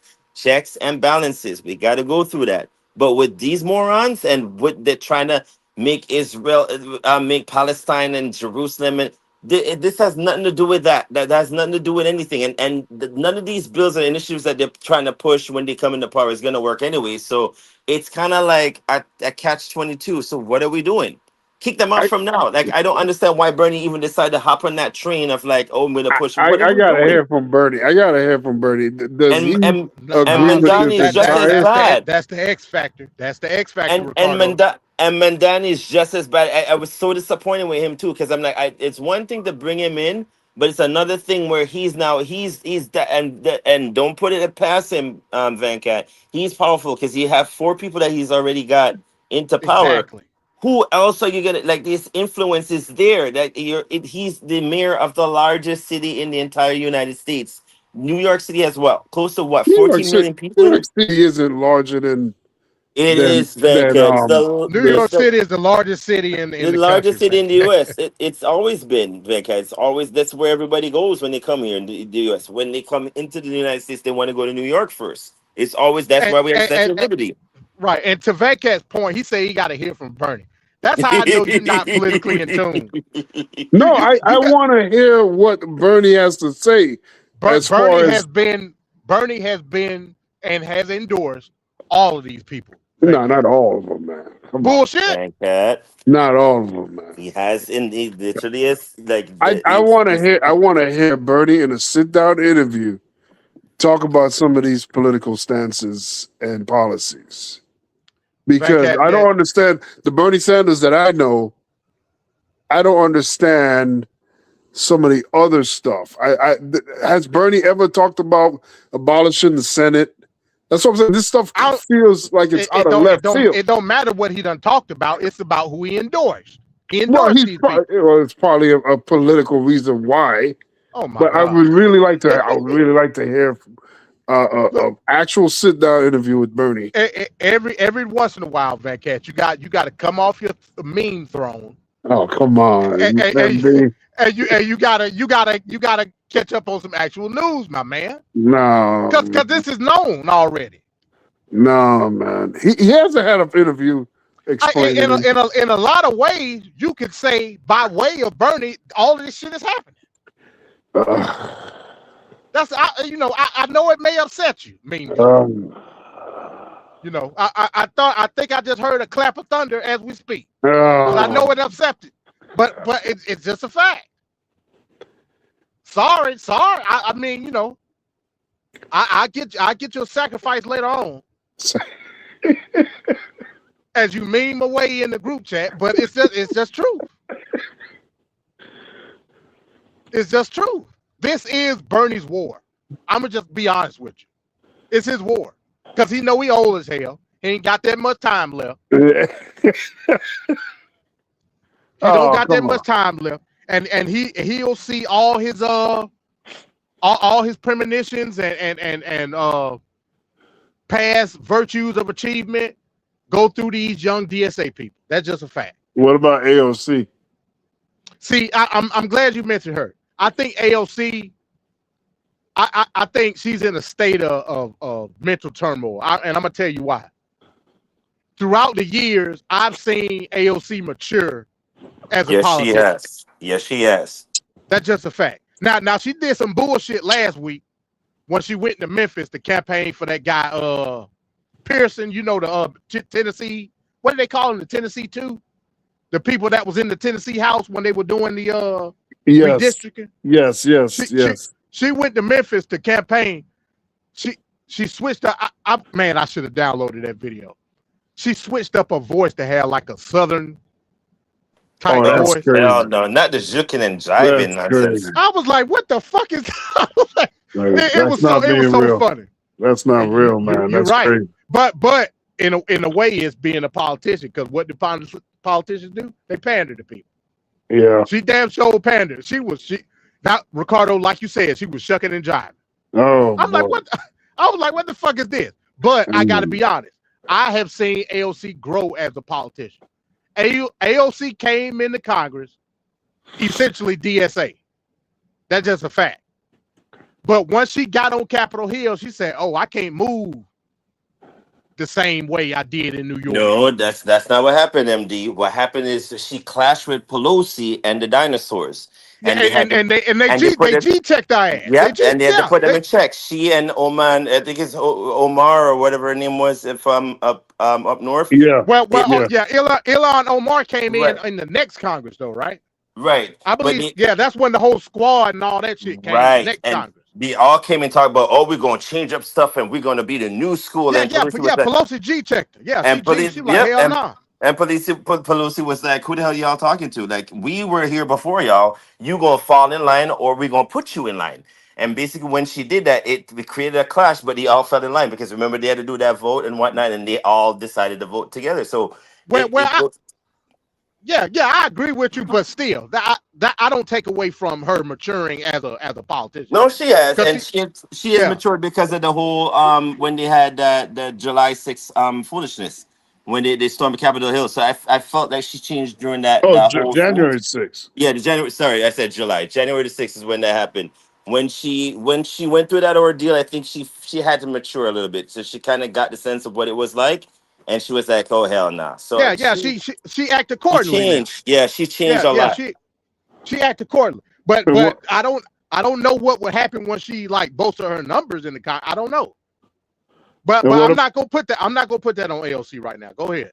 What about Elizabeth Warren? That's my main person. Elizabeth Warren is another person that has endorsed a lot. You gonna leave Pocahontas alone? Leave her alone, damn it. She just endorsed Syed in Michigan.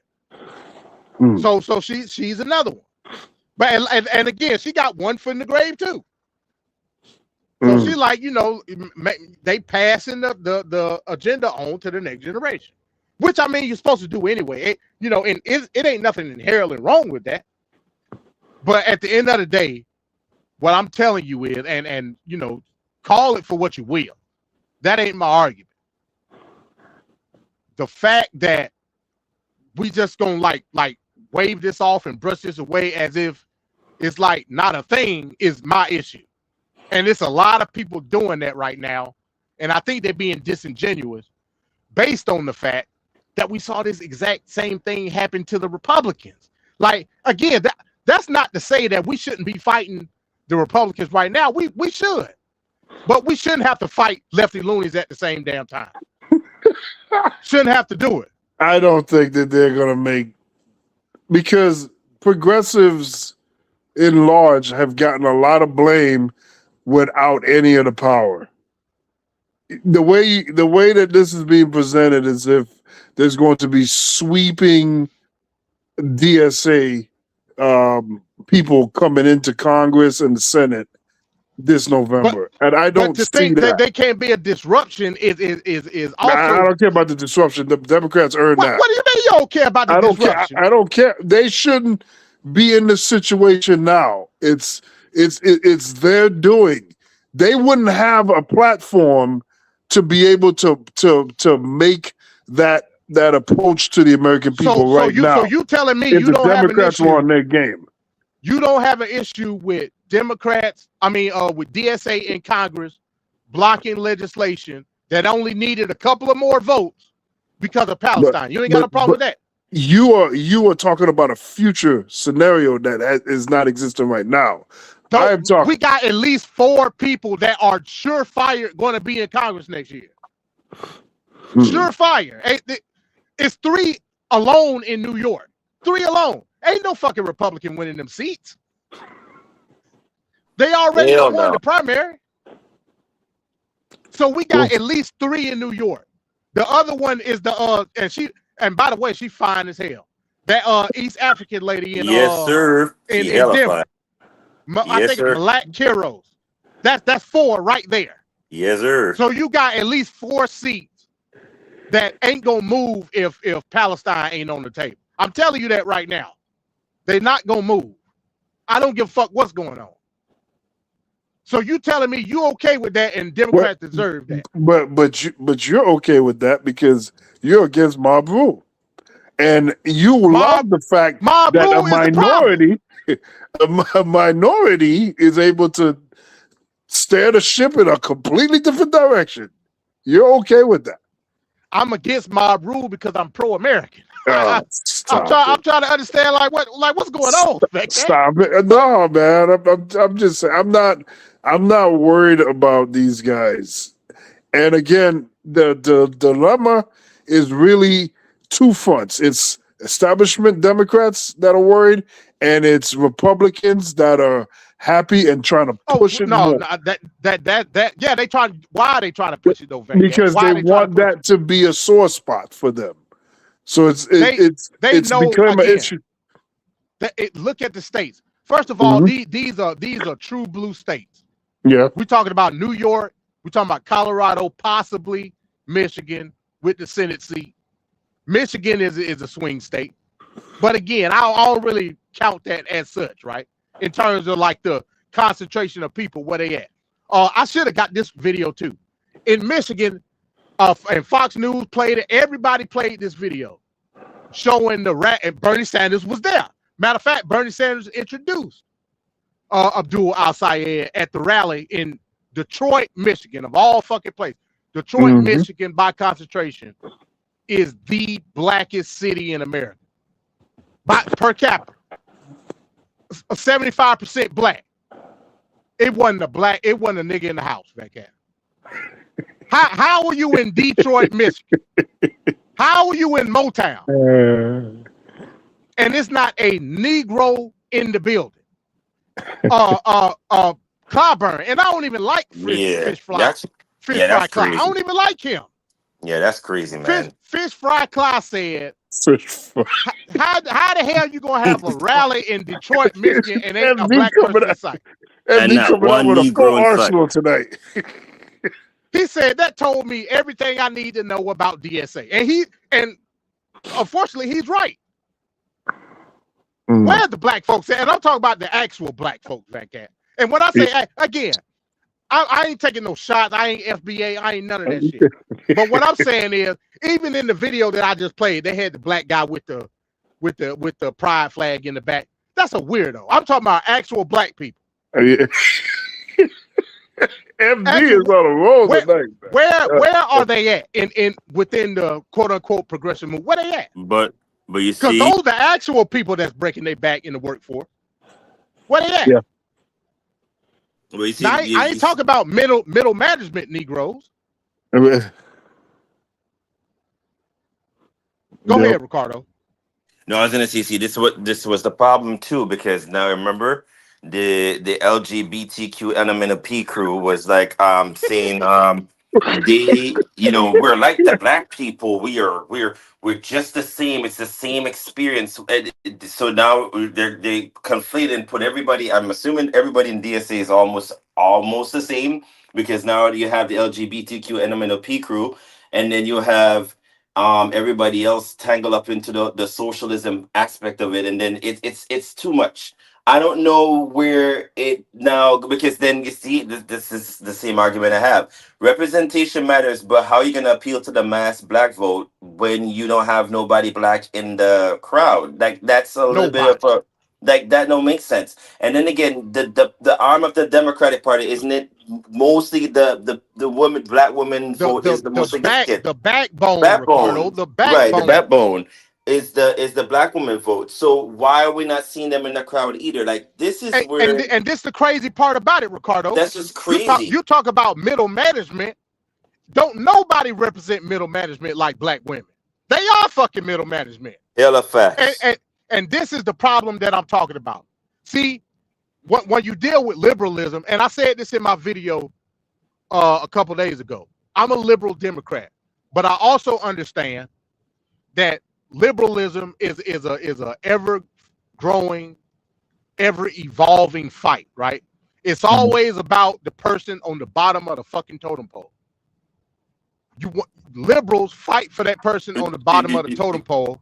Then when they get another stack up or two, then it becomes a different fight altogether, outside of the realm of being liberal. Liberalism, all liberalism means from the social standpoint is equal protection under the law. Everybody that's a United States citizen deserves an equal fucking shot. That's literally all it means. But what happens when you ascend that equality? With a lot of the programs that Democrats put in place, like DEI and all that shit. And again, I'm all for equality. I'm not for over-targeting that equality, if that makes sense. With black women in particular, it was over-targeting. With a lot of DEI programs and the advent of damn, I lost my what the fuck was it called? Affirmative action and so on and so forth. A lot of disenfranchised groups ascended into that middle management. Now what we seeing, a lot of the H-1B immigrants and all that shit, they got a head start. Talk about they built this country and all this nonsense that means no damn your boy sense. Mom Donnie said that dumb shit. They came in as middle management, Ricardo. So they like, hey, look, in our eyes, y'all supposed to be a liberal democracy and all this shit, this, that, and the third. I want more than middle management. These are the people that you see in DSA. It ain't the people that's actually building this fucking country. This is middle man. These are a whole bunch of coders and motherfuckers that work in all. Where is the actual working class people at? The real working class people? Because it ain't them. It ain't them. Last I checked, the unions are still backing the quote-unquote establishment. Why? Because the union has built a mass of lobbyist wealth over the decades. That's fucking why. Money what make the fucking world go round. But these people don't want to play by them rules. They want to take everybody else's money. I'm being real. And forget about black pussy power. Like, no, we're not going to do it. We down for BPP, man. We're sorry. We're not going to ignore BPP here. We're not going to do it.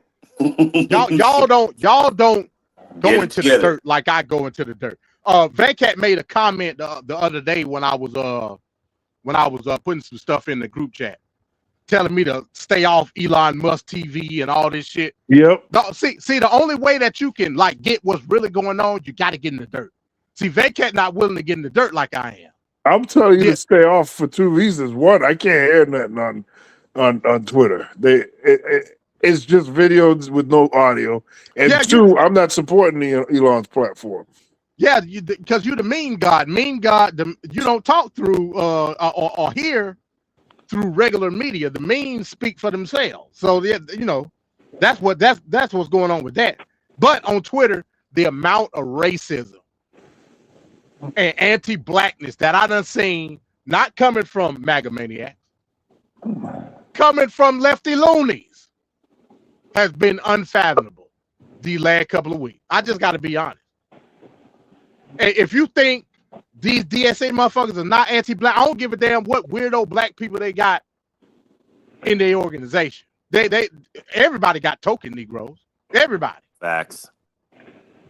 The amount of anti-blackness that I done heard coming from these people saying that we playing identity you know it's bad when the lefty loonies say we playing identity politics.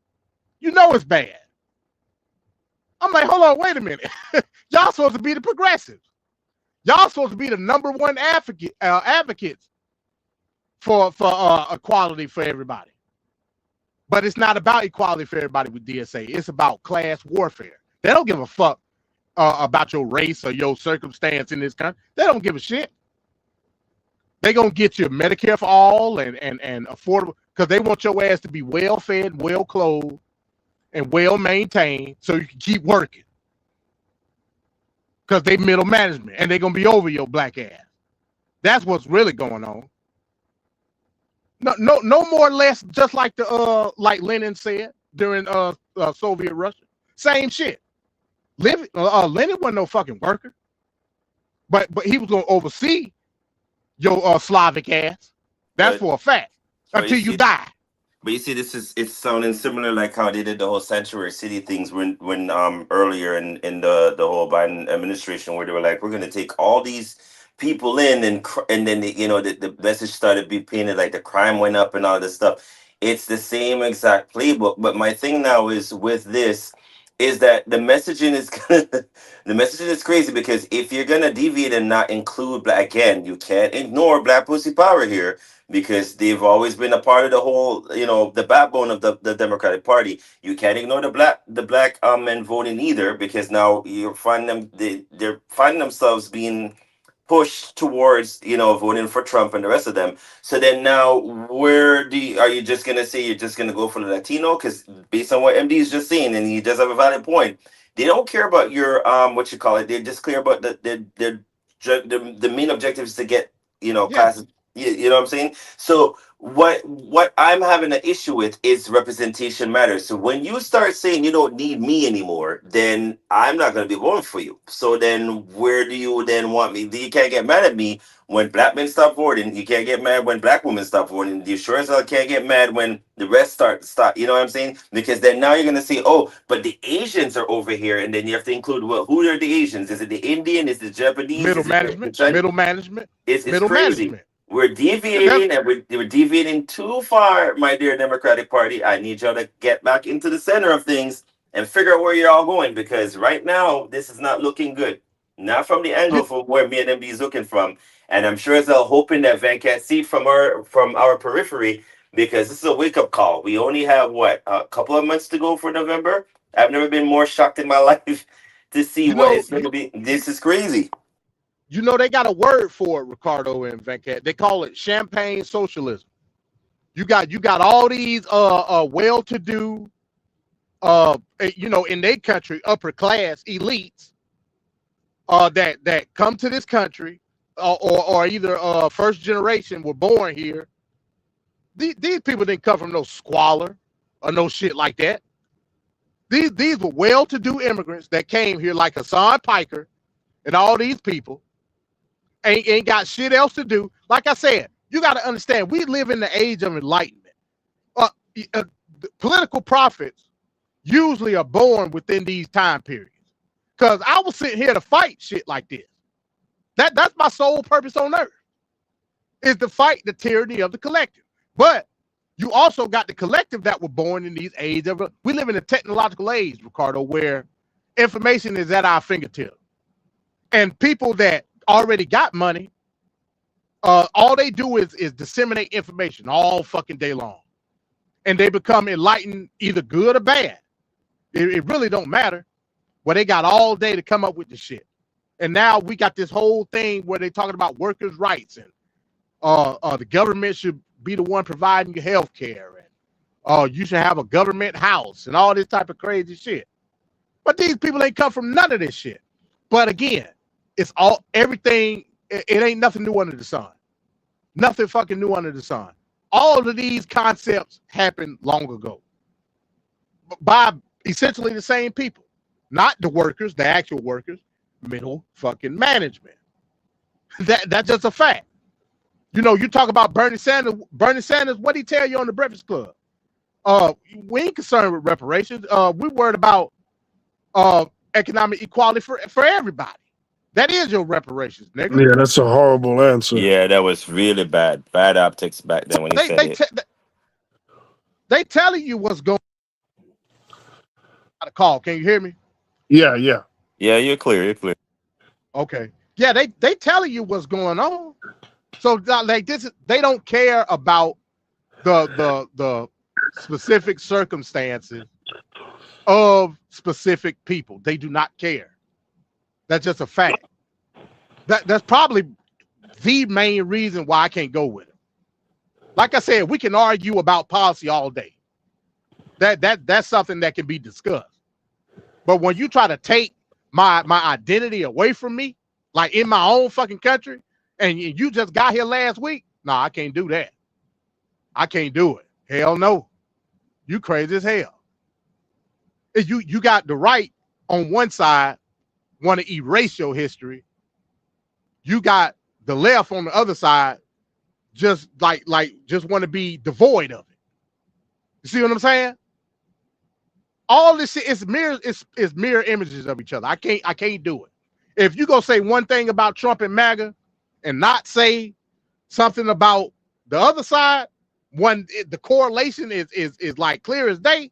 Nah, hell no. Fool me once, shame on me. Fool me twice, throw me in the ditch. That's a fact. That is a fact. But let me play this next video. Now, can y'all still hear me? My son is texting me. Yeah. Okay, all right. Let me play the next video. Like I said, I got a couple of videos left, and I gotta go to sleep. So over the weekend, they had a DNC affiliated event in DC. Now, remember I said DNC affiliated, meaning the Democratic National Committee. They had an event called the College Democrats of America. It was a youth event. Now, since I've perused in Democratic spaces now, I don't know if y'all know who Destiny is. Y'all know that white guy? Y'all ever heard of him? No. So it's this guy called Destiny. He's a streamer, right? He a political streamer. A liberal political streamer. He went to this event. Come to find out, you damn sure know who Hassan is. Like he been all over the news. Yep. He was at the event. Well, I knew him before the news. Yeah, from the Young Turks. Yep. Let me play this video, and then I'm gonna play a video that's gonna complement this, and I'll see y'all on the other side. Here, give me a second. Studying social history, and last year was. Are you guys selling those shirts? Yes, we are. Nice. Buy them over there then. And then I deliver like my thesis and like. Are you Destiny? Performance. Yeah. We're not letting you in. Well, yeah, I got the national competition. We're not letting you in because we're worried to go talk to from DC. So I've been to DC like every year. We're worried you're going to yell or some shit towards us on, and we're not going to. I'm sorry. No, but my first time at like convention. Are you going to for my tickets? Yes, we can give you a refund. I'm sorry. How can I not get into the college? We're telling you we're not going to get it. We're telling you you're not going to get it. For a guy who doesn't support the Democratic Party or whatever has priority over. I'm not engaging in this conversation. Okay, I understand. Is there anybody ahead of you or anybody above you that I can chat with about this? Or? I am the national vice president. Okay. Of the College Democrats in America. Yeah, but she trusts me with everything, so yeah. Love it. Security. Okay. Security. We can bump you out, okay. You can please chill. walk out of the middle. So unnecessary, bro. This isn't. Look, we're gonna walk. No, good job. You did it. Thank you. Well, you're not following rules. You're making your own. That's fine.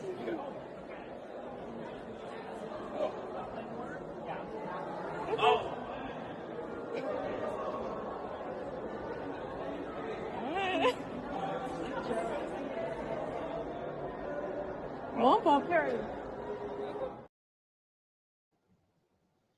Okay, before I play the next video, let me give further context because you might not understand what's going on. So the dude Destiny and a couple of other streamers. Now Destiny is just as big as Hassan Piker.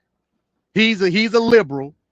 Destiny is, of course, a lefty loony. I mean, not Destiny, but Hassan is a lefty loony. Notice the dude that was at the check-in table had the Palestine thing over his shoulder. I'll take note of that. Destiny and all the other people were trying to check in to get into the convention center. You seen the dude was on his phone texting. Apparently, what was being said that he was texting. Hello? Hello? Can you hear me? We can hear you. I Hello? can hear you. So what is Vancat doing? Vancat, you can't hear us? So let me continue. So you saw the dude was on his phone texting. What's being said is that he was on his phone texting Hassan and said, "Hey, look, the guy Destiny is here. What do you want me to do?" Now, this is what they said outside. The dude showed him his phone. Again, Hassan is not part of this organization, nor is he a part of the DNC. So why is he being called? Let me finish. The dude, again, this is alleged. This is what Destiny and some of the other streamers are saying. They said the dude showed him his phone and everything. Said the guy showed him the text where he was texting Hassan. Said, "Hey, the guy Destiny is here. What you want me to do?" And with Hassan or somebody associated with Hassan, say, "Don't let him in the building." And you saw what happened. He said, "We can't let you in," and he called security. That's ridiculous. Now, to Vancat's point, Vancat wants you to believe that this shit is a nothing burger. Like it is minuscule. I just showed you a DNC comparison to what we're dealing with. Listen what I'm saying, Vancat, because again, you're deflecting again. Okay. The College Democrats of America is associated in conjunction with the DNC. That's a pretty big deal. Yet the national vice chair, that's what he said he was, correct? Yeah. The national vice chair with the Palestinian thing on his shoulders and everything, apparently wouldn't left a liberal commentator into the building because Hassan, the lefty loony, didn't want him so. You tell me what that is, if not an infiltration. That sounds like Bernie Sanders in the 2016 election. The deflections here, Vancat, I'm are just insane. saying, it just sounds like what the stuff that deflections Bernie went here are insane. Well, at least the people that got Bernie the fuck up out of there were actually Democrats, and they fucking establishment, quote unquote. At the very least, this is not. If this is not, I'm just going based off definition. Mm-hmm. Hassan Piker in no way, shape, or form is affiliated with the DNC. Right. That guy that was at the table is. But that's alleged, though. What you mean? What's alleged? That he ain't affiliated? No, that Hassan Piker was even a part of it. Okay, I give you that. That was alleged. But like we I don't said, know that as concrete. Yeah. I give you that. But according to the on-hand account of Destiny, the person that was being kicked out, yes, he said they went outside. The guy came outside and said, "Look," showed him his phone. This is what he said on the stream. I saw the video. Said the guy showed him his phone with him texting saying, "Destiny's here. What should I do?" Mm. And the response was, "Don't let him in the building." Mm. At the end of the day, I don't even really think it mattered if it was Hassan or not. I don't, again, that's why I said alleged. Right. You're right about that because nobody should be. Right. It could have been a Republican trying to get in. They should get it. Again, the fact of the matter is, this guy who is self-proclaimed liberal was not allowed in the building based on that self-proclamation. So what I'm telling you is, this is the Big Tent at the end of the day. Yeah. This is a clear infiltration of DSA and its cohorts from a policy position to silence the voices of everybody that's on the opposite side of the spectrum of the Democratic Party. That don't sound very democratic to me. It actually sounds communist. What did they call them, Ricardo? The dissenters. That's what they called them. Who were later executed. Being shot in the head. Saddam Hussein style. Right, yeah, the Ba'ath Party. That's what it was. Remember, he called a name. They was in the big ass auditorium. Yep. And he called it, he said he called the name, and then you heard the gunshot in the background. He said, if I call your name, please exit the building. Didn't nobody know what the fuck was going on. Yep. Call your name, you get out and leave. Once you leave out the building, you were shot. Yep. So again, anybody that don't believe that this is a thing that needs to be considered, and I don't know what else to tell you. I don't know. This ain't something that was organized by DSA or Free Palestine from the river to the sea people. This was organized directly through the DNC. I got to reiterate that because it's important. Ricardo, give me your thoughts, and then I'm gonna play the next video. That's gonna go with this. I have nothing really. I mean, you know, this is where we're at, so nothing is surprising to me. Like I told you, Ricardo, I'm not focused on Republicans tonight. That don't mean that we shouldn't be the focal point of the fight. That don't mean that. But this is serious. This is definitely serious. I don't want to be one of the people as to lead the auditorium. Facts. I don't want to be that. At this point, it's gonna be all niggas get up and go. At this point. But let me play the next video, and like I said, this is gonna complement the video that you just saw. Let me play the next video, and Vatcat, I'll ask you your thoughts. Watch the whole video, listen to the whole segment before you send me hate mail. You know when it starts that way, it's going to be good. Listen, the Democratic Party is showing the early signs of the same disease that destroyed the Republican Party. I've got so many friends on the left texting me and saying, David, we're not going to allow the same thing to happen on the left that Trump did to MAGA, that Trump and MAGA did to Republicans, are we?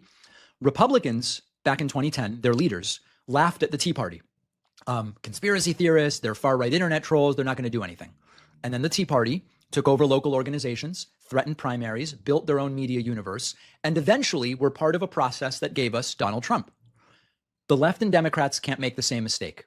There is a small group of far-left extremists gaining influence inside youth groups and party organizations because they spend all day online organizing and enforcing ideological purity and attacking anyone who disagrees. Now, let me be very clear. I am not talking about people who want Medicare for all and affordable housing. I want all that stuff. I'm with all that stuff. I'm a social democrat in the style of Northern Europe. Of course I want those things. These are folks who treat political warfare like a full-time job. And when they can't build their own coalition, they attach themselves to popular causes. They take real concerns about healthcare, housing, police misconduct, and use them to sell what is actually an authoritarian worldview. Now, there are things in DSA, for example, Democratic Socialists of America, that are good and that I agree with. But there's also some stuff in there that I think doesn't make any sense. I saw their new platform. Promises a country where you have no debt, you pay no rent, no mortgage, you receive publicly funded housing, publicly funded retirement, food, education, energy, medicine, transportation. And it sounds incredible because it is incredible. How would they create it? Government ownership of the largest corporations and of entire industries, universal rent control, abolishing police and prisons and abolishing the Senate and replacing our political system. Some of these ideas are reasonable to a degree. For example, I support universal health care, and I've talked about 4 or 5 ways that we could get to it. I want affordable housing, and I've done a dozen interviews with housing experts on what would and wouldn't work to get us there. I support progressive taxation. We need to collect more taxes from the very rich. Voting rights have been hurt in this country. We need police reform. So there's elements of this that are great, and any social democrat like me will tell you we got to do that. But you bundle it together, and this fantasy in which capitalism, private industry, and major parts of the government simply disappear. Most Americans don't want that. Most Americans understand that there is no way that you could impose that without extraordinary authoritarianism. My one hesitation about confronting this now, and why I went back and forth, is the midterms. Publicly exposing the rot could make moderate voters think the entire Democratic Party has been infected. But I don't think silence is really going to hide it. I saw a crazy thing from the weekend where there was a college Democrats convention, which I was actually invited to participate in, and I couldn't make it. Hassan Piker was dressed like Mao, and I guess Destiny tried to show up, and he was banned from entering allegedly because the Mao-dressed Piker didn't want him there. Republicans are going to put these clips everywhere. People seem crazy when they see this stuff, and they are going to abolish the police and abolish borders and abolish prisons and play them on a loop for 6 months. If I were an average voter with no knowledge of these online personalities, which most of these people are, most people don't follow this sort of thing. They're busy living their lives and working and doing all this stuff. If I were an average voter with no knowledge of these online personalities, I would find these images and a lot of this stuff very alarming. So as I said last week, and so many of you agreed with me, Democrats must act now and intelligently. The centrists don't really do anything, make very milquetoast fringe suggestions that you don't even really push for. Not working, okay? This other thing of end everything, it's a sort of destructive accelerationism, that's also not going to work. So I think that what we need here are no apologetics for dictatorship, no apologetics for authoritarianism, no harassment, no anti-Semitism, no allowing online factions to decide which liberals may enter the room.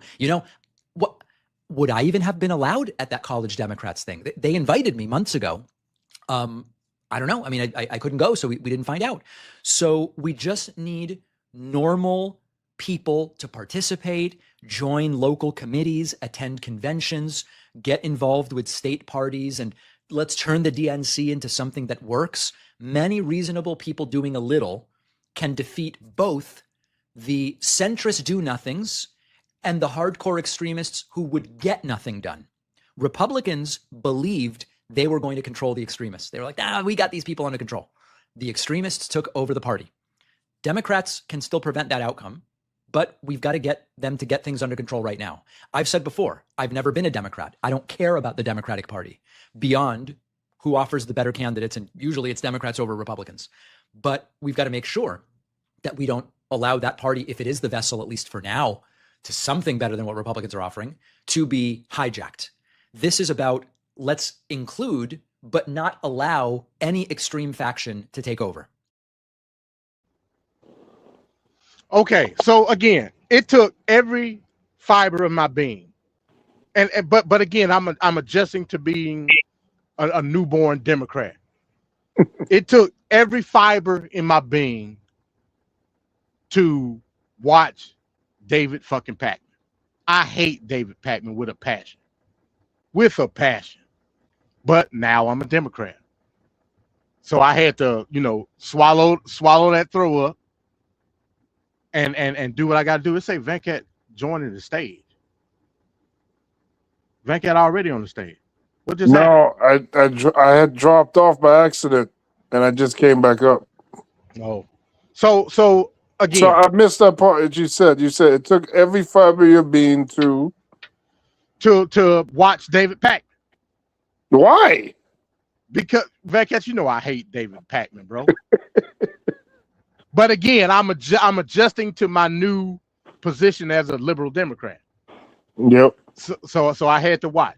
But David Pakman was 100% correct. Well, no, he wasn't 100% correct, because some of the stuff he was saying about in terms of like a social democracy in the model of Northern Europe, that's some bullshit. Because you can't compare a little bit ass Scandinavian country with only Scandinavian people in it, no niggas, no immigrants, no nothing, to the United States of America. Like, when people say that shit, it's are you listening to yourself? Like, bro, they live in a white utopia. Yeah. Ain't no niggas in Sweden or hey, what are they at? You may got a sprinkling of them in the Netherlands. You can't compare it. A fraction of the people overall. You can't like stop it, bro. That's why when it comes to like shit like universal health care, I don't fight it no more. Partly because these people don't really know how to implement that shit. They just talking. They just talking. And David Pakman was just talking. Part of the reason why I don't like it. But to any event, he was 100% correct when it comes to what the situation that we face now. David Pakman agrees with me, Venkat. David Pakman said we got a clear and present danger on the left. Clear and present danger. So he agrees with me, not you. I'm just being real. Because it's a fact. People are infiltrating the DNC at this point. And if that's something that you don't want to accept, man, the wool has been pulled over your eyes, my brother. Well, first of all, I'm not trying to. I don't care about the DNC. And how is that possible? The DNC is the infrastructure. But they brought that to themselves. Oh my God! They brought this to themselves. So. So it's their fault. But then at the same time, you want them to still fight the Republicans, right? How are they gonna do that? But they haven't fought the Republicans. The fact that we've experienced what we've experienced the last 10 years, they haven't fought the Republicans. They sabotaged Bernie. You still talking about Bernie Sanders? You're damn right. So the only thing that I can suggest to you at this point, Venkat, is join DSA, man. But why should I have? Why can't I have an alternative? I'm the one that says we should have 6 political parties. So that's fine. Vote for the 3%er. No, man. You can't have your cake and eat it too, Venkat. Is all I'm saying. Some guys come and wrap their bodies around the progressive movement and cloak an agenda around these great policies that are known to be progressive to try to give you some medicine with sugar on it. You don't have to. The option isn't corporate Democrat or somebody that is misusing or manipulating progressive policies. There's other choices, and that's why I keep saying I don't believe that it's going to be this great hurricane of DSA people taking over Congress and blah blah blah. And as far as the Christian cinema and Manchin stuff, and we have disruptions, but we've been had those disruptions, and they still find ways to get around it. Do I think it's ideal, and do we want it? No. But you can't do it forever because you're going to be up for re-election, and then it's your ass. They won't get far with this. Yes, there is some concerning things and problematic aspects here, but again, would have really loved to see this same passion with what we're dealing with right now. And the Democrats, they want to cry and act all funny right now, but they have a large hand in what has happened here with the Joe Biden stuff, with the screwing over Bernie, and the disenfranchising of their own voters to the point where more people didn't vote than did vote for the two people that were up for the election in 2024. These are all DNC issues. DNC has to lie with the bed that they made, and so we'll see what happens. And so do you. Once you have to vote for the 3%er. Yeah. So do you. But I just think I just think you're in denial, Venkat. I'm not in denial. I just gotta be honest, bro. You're making all sorts of excuses to look the monster right in his face. Yeah. The quote unquote thought they were sensible Republicans. David Pakman just told you they did the same shit, the exact same thing, and you don't want to listen to them.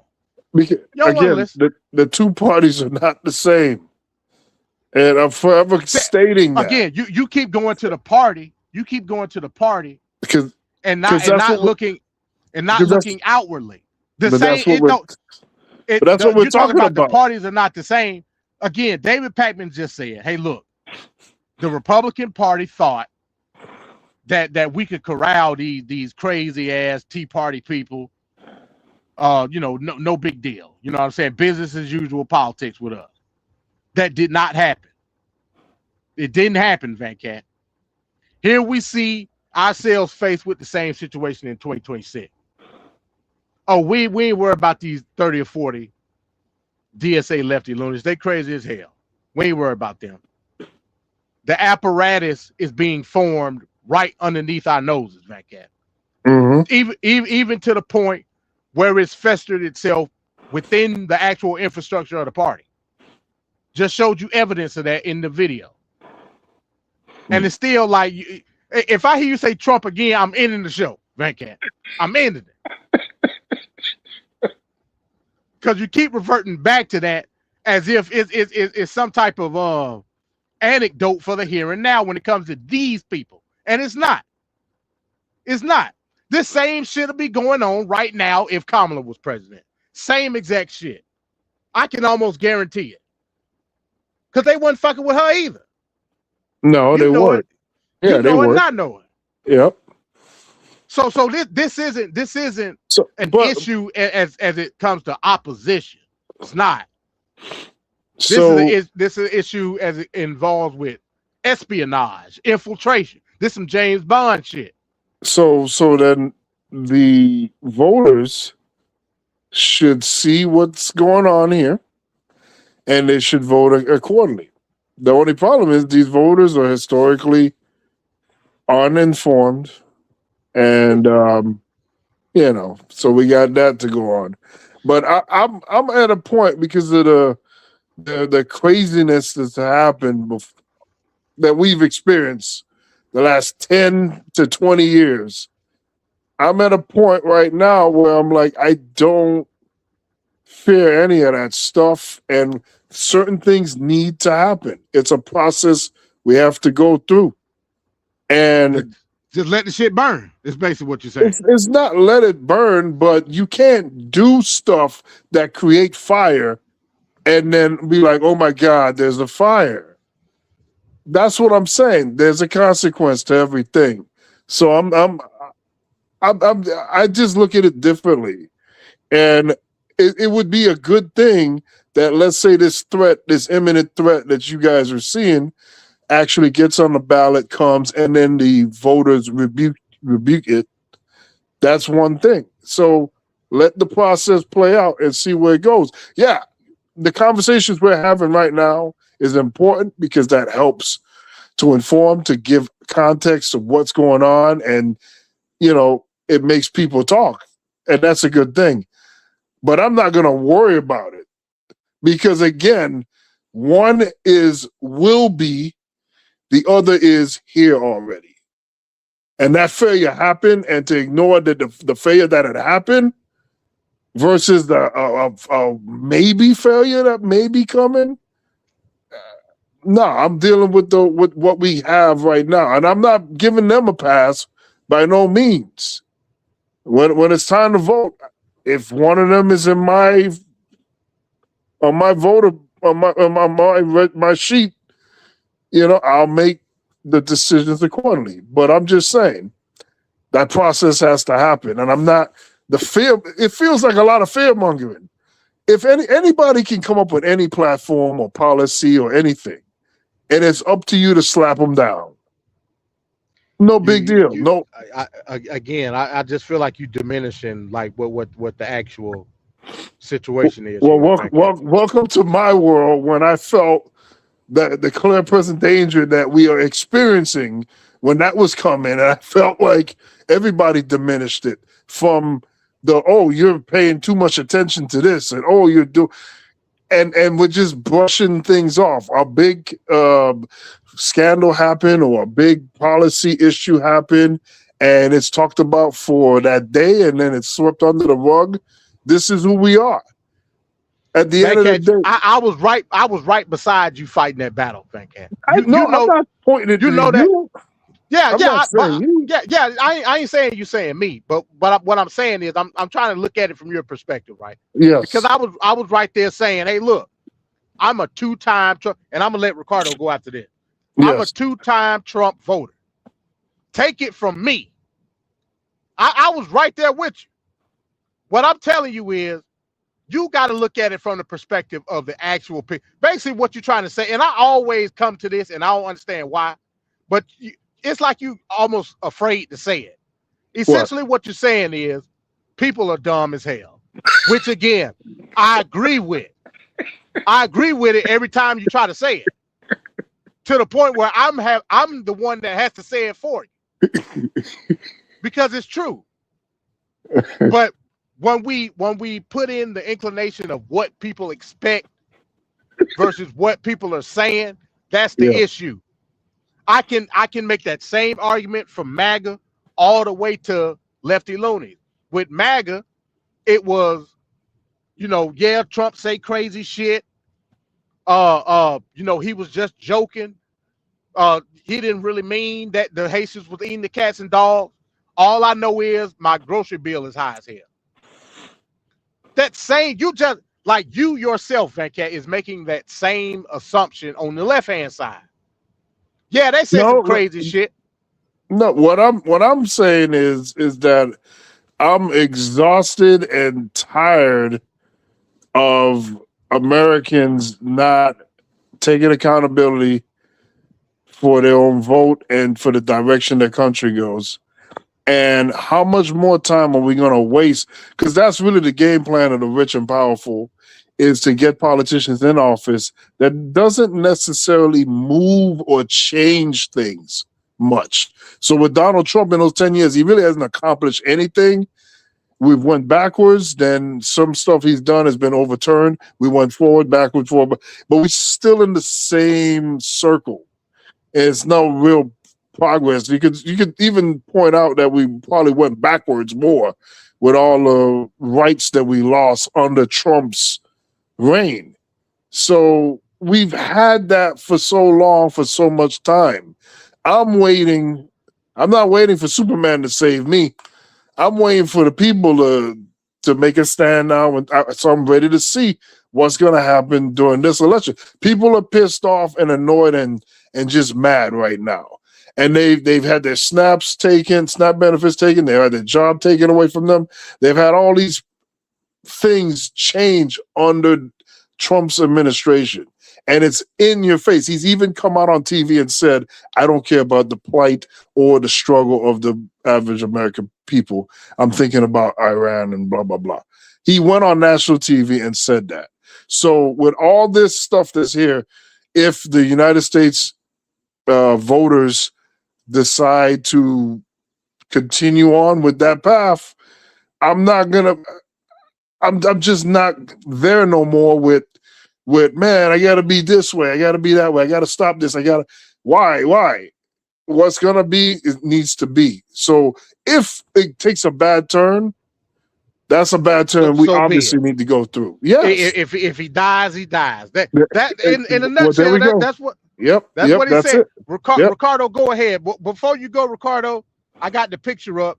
This was Hassan at the College Democrat event. He got some type of outfit on where he looked like Donnie Yen starring Yip Man. He the Yip Man, Yip Man. Like, I remember. Bro, if this shit is not blatant, come on, what are we doing? See, and this is why I'm saying, Van Cat, it just seemed like deflection. This dude literally up here looking like the Khmer Rouge. And we just don't supposed to say shit about it. But why is Hassan Piker having all this power and influence? And tell me. I feel like Hassan Piker is like a lot of these goofy ass people on the right that are just on it. He doesn't hold a position in office. He just commentates on politics. He's the left wing Charlie Kirk, man.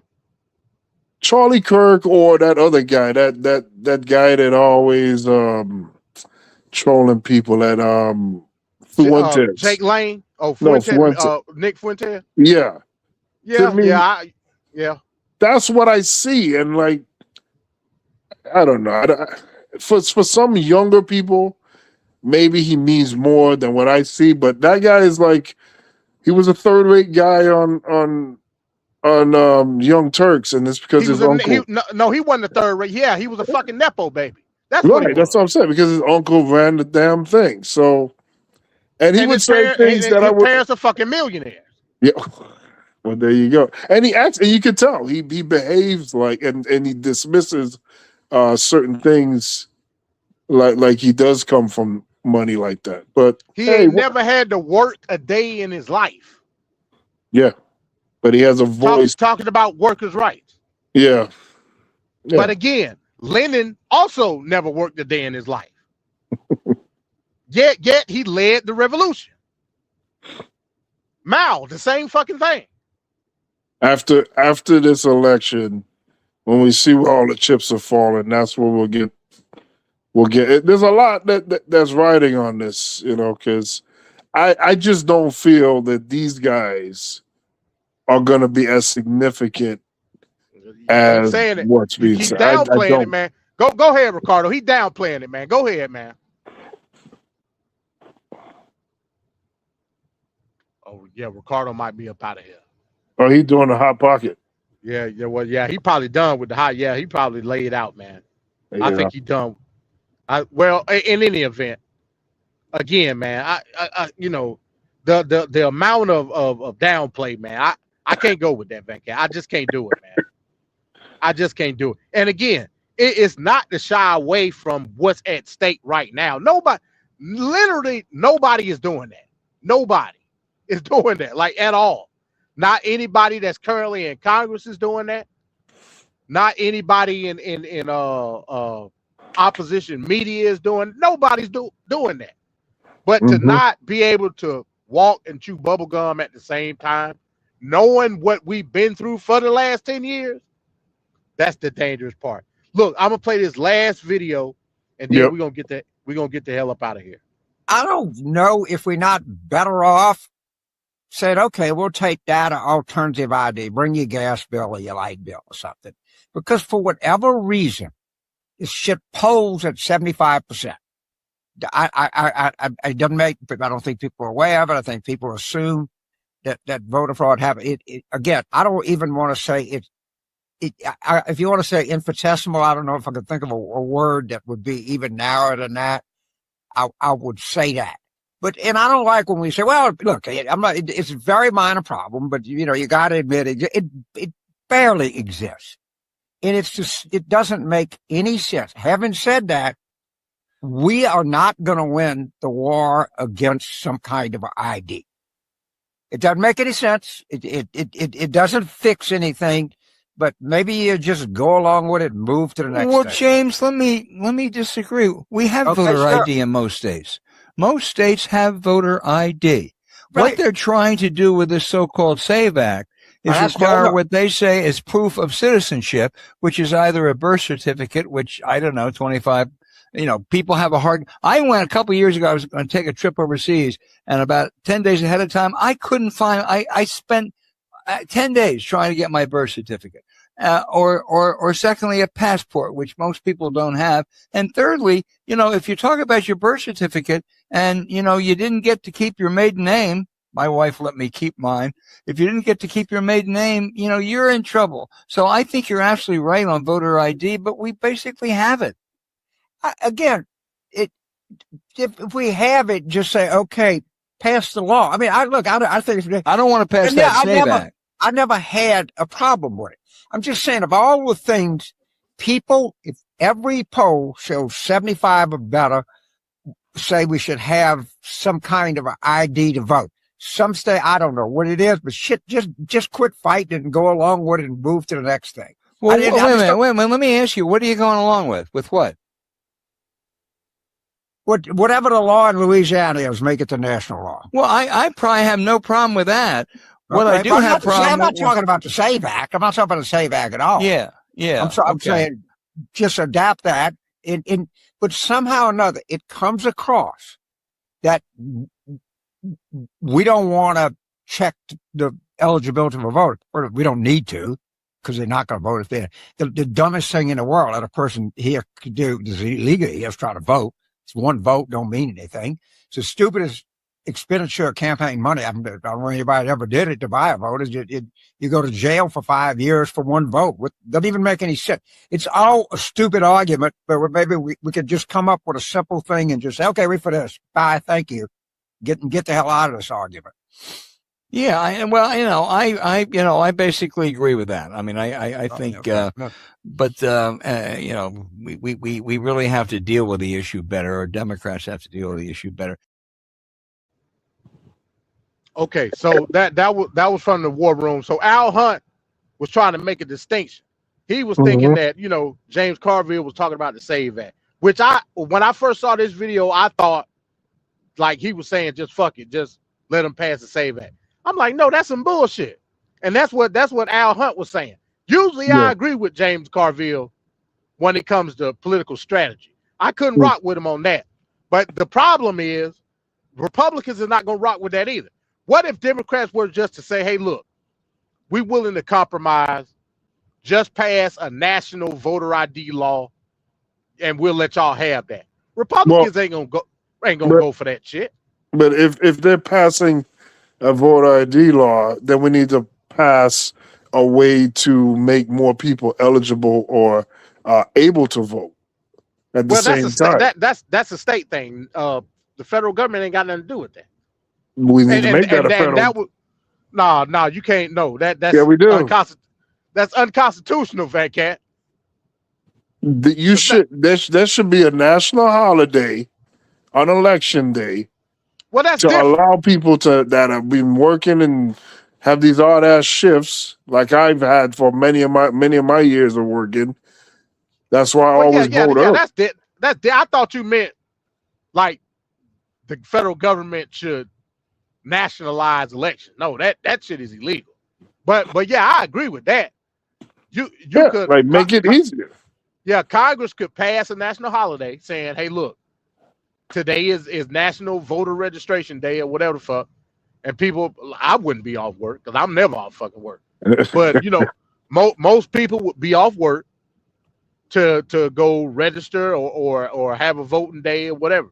I agree with that. Yeah, that's because that ain't got nothing to do with the Constitution. That's Congress. But that's what should happen. If they do a voter ID law, then something like that needs to go in place as well to open up more votes. Right. Well, if they did a national voter ID, you would just be using your state ID. Like in Georgia, we got to present our ID to vote. We got to do that shit already. And like Al Hunt was saying, most states got to do that. So it ain't like, you got to go and get some type of special fucking ID. No, you just use your state ID. Yeah. So I mean, I agree with that. I think Democrats like, hey, because we gotta like nip this shit in the bud. Because Republicans are gonna start to get desperate, and it's Trump. He's gonna do some wild shit. They already talking about what's that? The Postmaster General talking about if you don't hand over your voter rolls, he's not gonna take your mail and some shit. Like goodness. They go try to do some crazy shit before these midterms. I'm telling you that now. Like, and I'm talking when I say crazy, I'm talking about like some J6 style crazy shit. It's gonna pop off if Trump don't get the SAVE Act passed. That's a fact. Well, it ain't gonna happen. Do you see the video I put where Tom Tillis? Yeah. He broke it down. Yeah, he don't got the votes at all. Yeah, there's no way. It's not the votes. They don't have the votes because of the execution. Even if they would have done this a year ago, there wasn't enough time to facilitate all the actions that are needed to make this happen. Yeah, and that's why they trying to string. Who's that? Mark Wayne Mullen, dumbass. Yeah, he was talking about like what Homeland Security. I like Homeland Security ain't got shit to do with voting. Why the fuck is he even there? You know what I mean? Yeah. But that Postmaster General shit, again, you're talking about illegal in all forms, man. Like you just ain't gonna pick the mail up because of mail-in ballots and all that type of shit.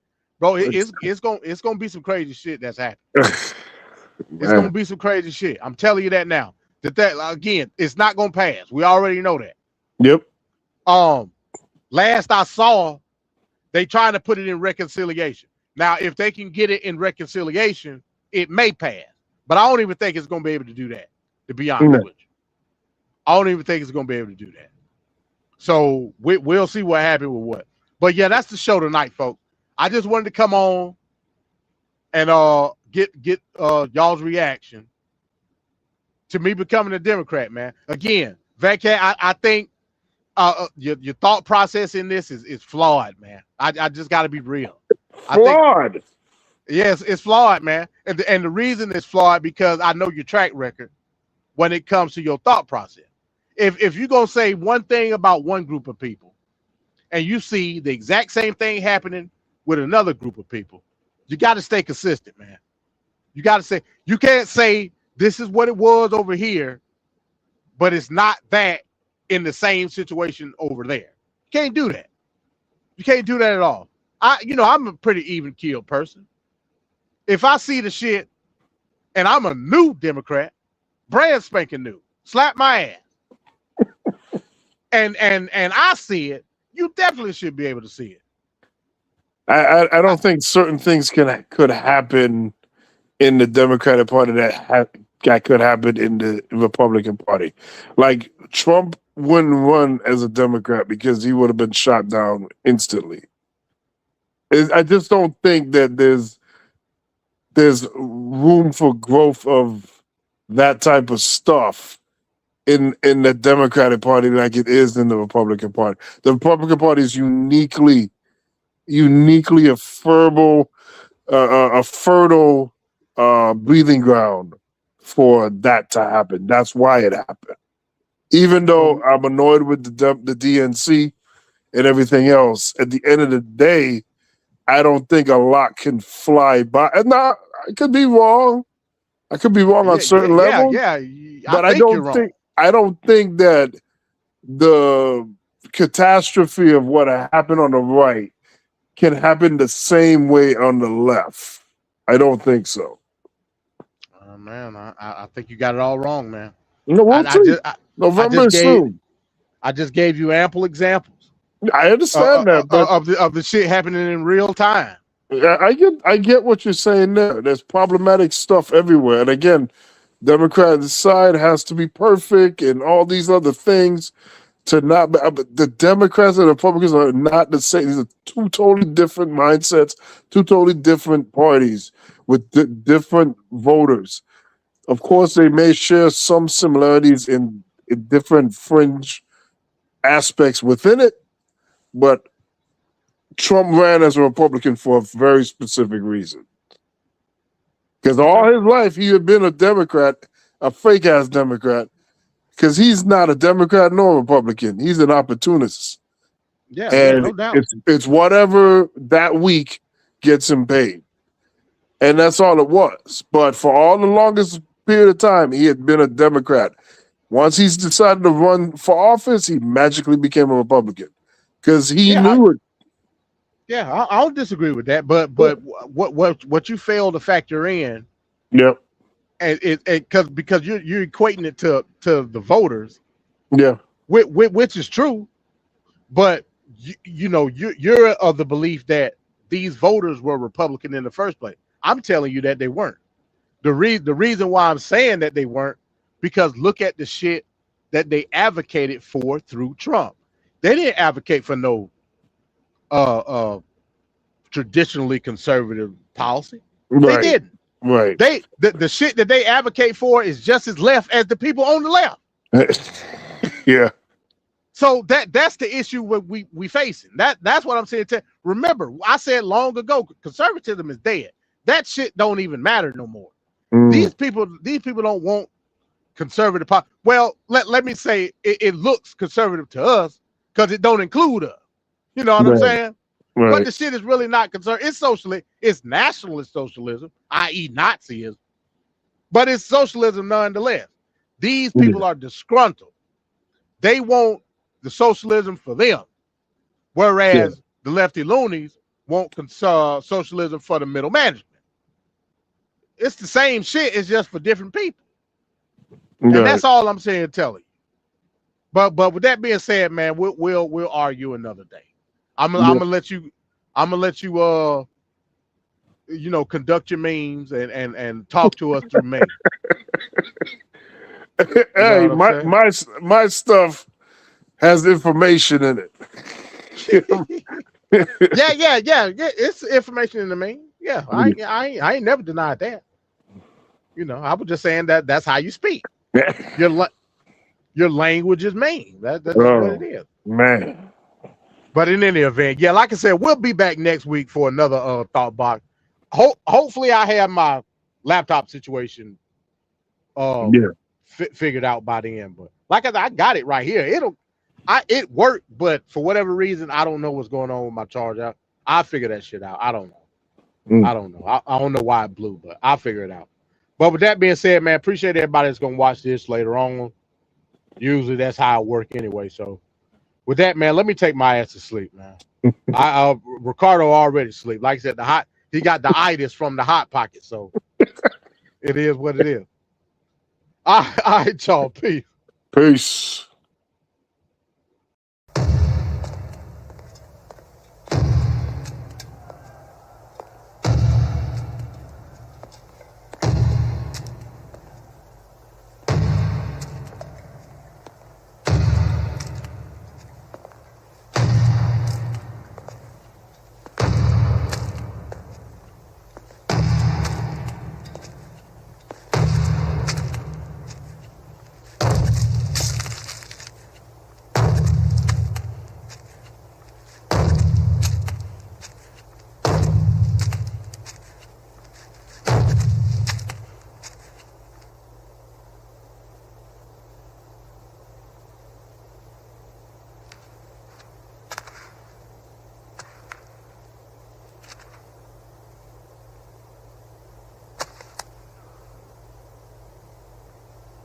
All right.